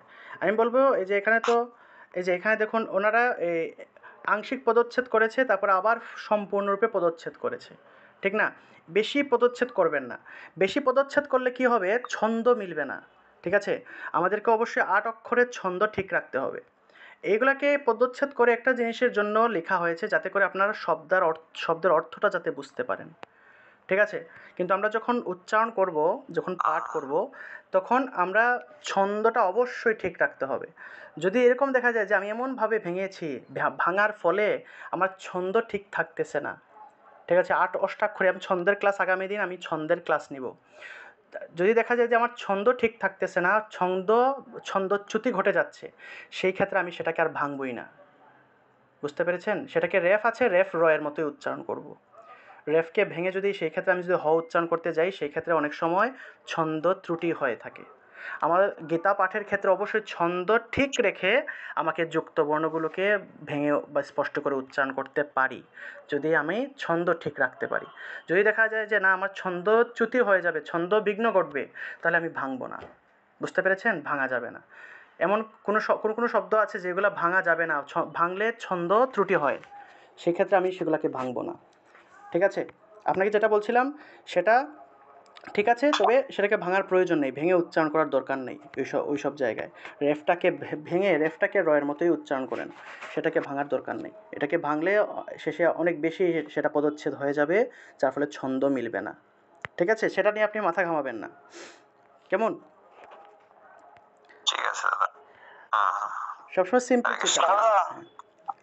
হ্যাঁ বলুন, কেউ কিছু বলবেন? দাদা, হ্যাঁ বলেন। দেবনাগরীর যে লিপিটা আছে ওইটা কি সংস্কৃত অক্ষরে লেখা? হ্যাঁ, আসলে সংস্কৃত ভাষার তো কোনো নিজস্ব অক্ষর নাই। সংস্কৃত ভাষা যখন এসেছিল তখন এটা হাজার হাজার বছর আগে এসেছিল, তখন এটার নিজস্ব কোনো অক্ষর নাই। সংস্কৃত ভাষাটা দেবনাগরী লিপি দিয়ে লেখা হয়। ঠিক আছে? এটা সংস্কৃত অক্ষরই ধরতে পারেন। এই সংস্কৃত অক্ষর, ঠিক আছে? সংস্কৃত অক্ষরই। সংস্কৃত যত শ্লোক আছে সব দাদা, ওই যে আরেকটা পাণ্ডুলিপি আছে, ওটা কি? কি? পাণ্ডুলিপি বলে একটা আছে, অক্ষর আছে, ওইগুলো কি? পাণ্ডুলিপি হলো এই যে বর্ণমালাগুলো আসে আর কি, এগুলা থেকে, পাণ্ডুলিপি থেকে বর্ণমালাগুলো এইগুলা থেকে আসে। ঠিক আছে? আপাতত জেনে রাখুন। হিন্দি তারপরে বাংলা সবগুলো কি পাণ্ডুলিপি থেকে আসছে? বিভিন্ন ইয়ে থেকে আসছে এগুলা, দেবনাগরী লিপিটা। দাদা, আমি একটা কথা বলতে চাই। হ্যাঁ। এই যে সাংস্কৃতিক ভাষায় যে বটা আপনি দেখালেন, সেই সেই বটা তো আমরা যখন গীতা পড়বো তখন তো ওইখানে দেখতে পাবো না, তাহলে কিভাবে বুঝবো? সেটার জন্য তোমাকে দেখতে পাবে এরকম একটা গীতা কিনতে হবে, যেখানে তুমি দেখতে পাবে। সেটার জন্য কোন গীতাটা কিনতে হবে? গৌরচন্দ্র বর্মণের গীতা, সেখানে তুমি সেইটা দেখতে পাবে। ঠিক আছে? আর আরেকটা জিনিস হলো সাংস্কৃতিক না, সংস্কৃত। সংস্কৃত এক জিনিস, সংস্কৃত একটা ভাষা। আর সাংস্কৃতিক মানে হলো আমাদের কালচারকে সংস্কৃতি বলা হয়, সাংস্কৃতিক অনুষ্ঠান আমরা বলি না, সাংস্কৃতিক অনুষ্ঠান। ঠিক আছে? সংস্কৃত আর ঠিক সংস্কৃত। আছে, কিন্তু দাদা ওই বইটা তো মানে ওই গীতাটা তো আমাদের কাছে সচরাচর থাকে না, তো নর্মাল যে গীতা সেইটাতে কিভাবে বুঝতে পারবো যে বয়ের উচ্চারণটা সেটাতে কিভাবে হবে? সাধারণভাবে বোঝার জন্য রিকার আর ফলা, হ্যাঁ, রিকার ফলা। রেকার আর রফলা, এই দুইটা দিয়ে তুমি আপাতত মনে রাখো। ঠিক আছে? রিকার এবং বফলা যদি পাও, কোনো বয়ের নিচে যদি রিকার পাও অথবা কোনো বয়ের নিচে যদি রফলা পাও, তাহলে সেটা নিশ্চিতভাবে মনে রাখো সেটা বর্গীয় ব। ঠিক আছে? এটা আর কি, এইভাবে মনে রাখতে পারো আপাতত।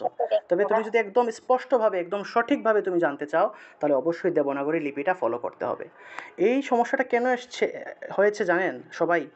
এই সমস্যাটা হয়েছে, একমাত্র সমস্যা হলো আমাদের বাংলা ভাষা থেকে অন্তস্থ বটাকে তুলে দেওয়ার ফলে। আমাদের বাংলা ভাষায় আগে অন্তস্থ ব, বর্গীয় ব দুইটা বই কিন্তু ছিল, আগে ছিল। ঠিক আছে? 2000 সালের আগে। কিন্তু 2000 সালে এসে বাংলা একাডেমি কি করেছে, তারা দেখেছে যে বাংলা ভাষায় আমরা অন্তস্থ বকে, আমরা তো অন্তস্থ ব ব্যবহার করিই না আসলে। আমরা উয়া রূপে উচ্চারণ করি কোনো কিছু, আমরা তো উয়া উচ্চারণ করি না। যার ফলে বাংলা ভাষায় কিন্তু আগে 40টা ব্যঞ্জন বর্ণ ছিল, স্বরবর্ণ ছিল 12টা। ঠিক আছে? তা এই 40টা ব্যঞ্জন বর্ণের মধ্যে 2টা ব ছিল, একটা অন্তস্থ ব, একটা বর্গীয় ব। তা বাংলা ভাষা থেকে কি করা হয়েছে, সেই অন্তস্থ বটাকে তুলে দেওয়া হয়েছে, যার ফলে আমরা শুধুমাত্র একটা বই ব্যবহার করি। ঠিক আছে? একটা বই ব্যবহার করি, এজন্য এই সমস্যাটা হয়েছে। এই সমস্যা হওয়ার কারণে আমাদের আসলে বাংলা ভাষায় বুঝতে পারি না কোনটা অন্তস্থ ব, কোনটা বর্গীয় ব। কিন্তু আমরা তো সংস্কৃত ভাষা পড়তেছি, সেজন্য আমরা বাংলা লিপি যেহেতু ব্যবহার করছি, বাংলা বর্ণ যেহেতু ব্যবহার করছি, সেই ক্ষেত্রে আমাদের একটু সমস্যা হয়ে থাকে। সেই সমস্যা সমাধানের জন্য আমরা মেইন যে বাংলা অক্ষরের শ্লোকের পাশাপাশি আমরা দেবনাগরী লিপিটাও সাথে রাখবো। আর সেটা সাথে রাখার জন্য এই গীতাটার মধ্যে খুব সুন্দর করে এটা দেবনাগরী লিপিটাও সাথে দেওয়া হয়েছে। এটার জন্য আসলে এই দেবনাগরী লিপিটা দেওয়া হয়েছে বিধায় আসলে আমি আপনাদেরকে এই গীতাটা সাজেস্ট করি, যাতে করে আপনাদের কোনো কোনো জায়গায় সমস্যা হলে, এখানে তো আসলে আমরা বাংলা অক্ষর দিয়ে এগুলা পড়তেছি, কোনো জায়গায় সমস্যা হলে আপনারা যেন সাথে সাথে দেবনাগরী লিপিটা অর্থাৎ মেইন যে সংস্কৃত শ্লোকটা আছে সেটা যেন আপনারা দেখতে পারেন। বুঝতে পেরেছেন সবাই? জি দাদা। হ্যাঁ দাদা। হরে কৃষ্ণ, বুঝতে পেরেছি দাদা। শুধু জি হ্যাঁ, এগুলা এগুলা আমাদেরকে প্র্যাকটিস করতে হবে আস্তে আস্তে। জি ত্যাগ করতে হবে, আজ্ঞে প্র্যাকটিস করতে হবে। আজ্ঞে দাদা, আজ্ঞে হ্যাঁ দাদা, আজ্ঞে না দাদা, এরকম।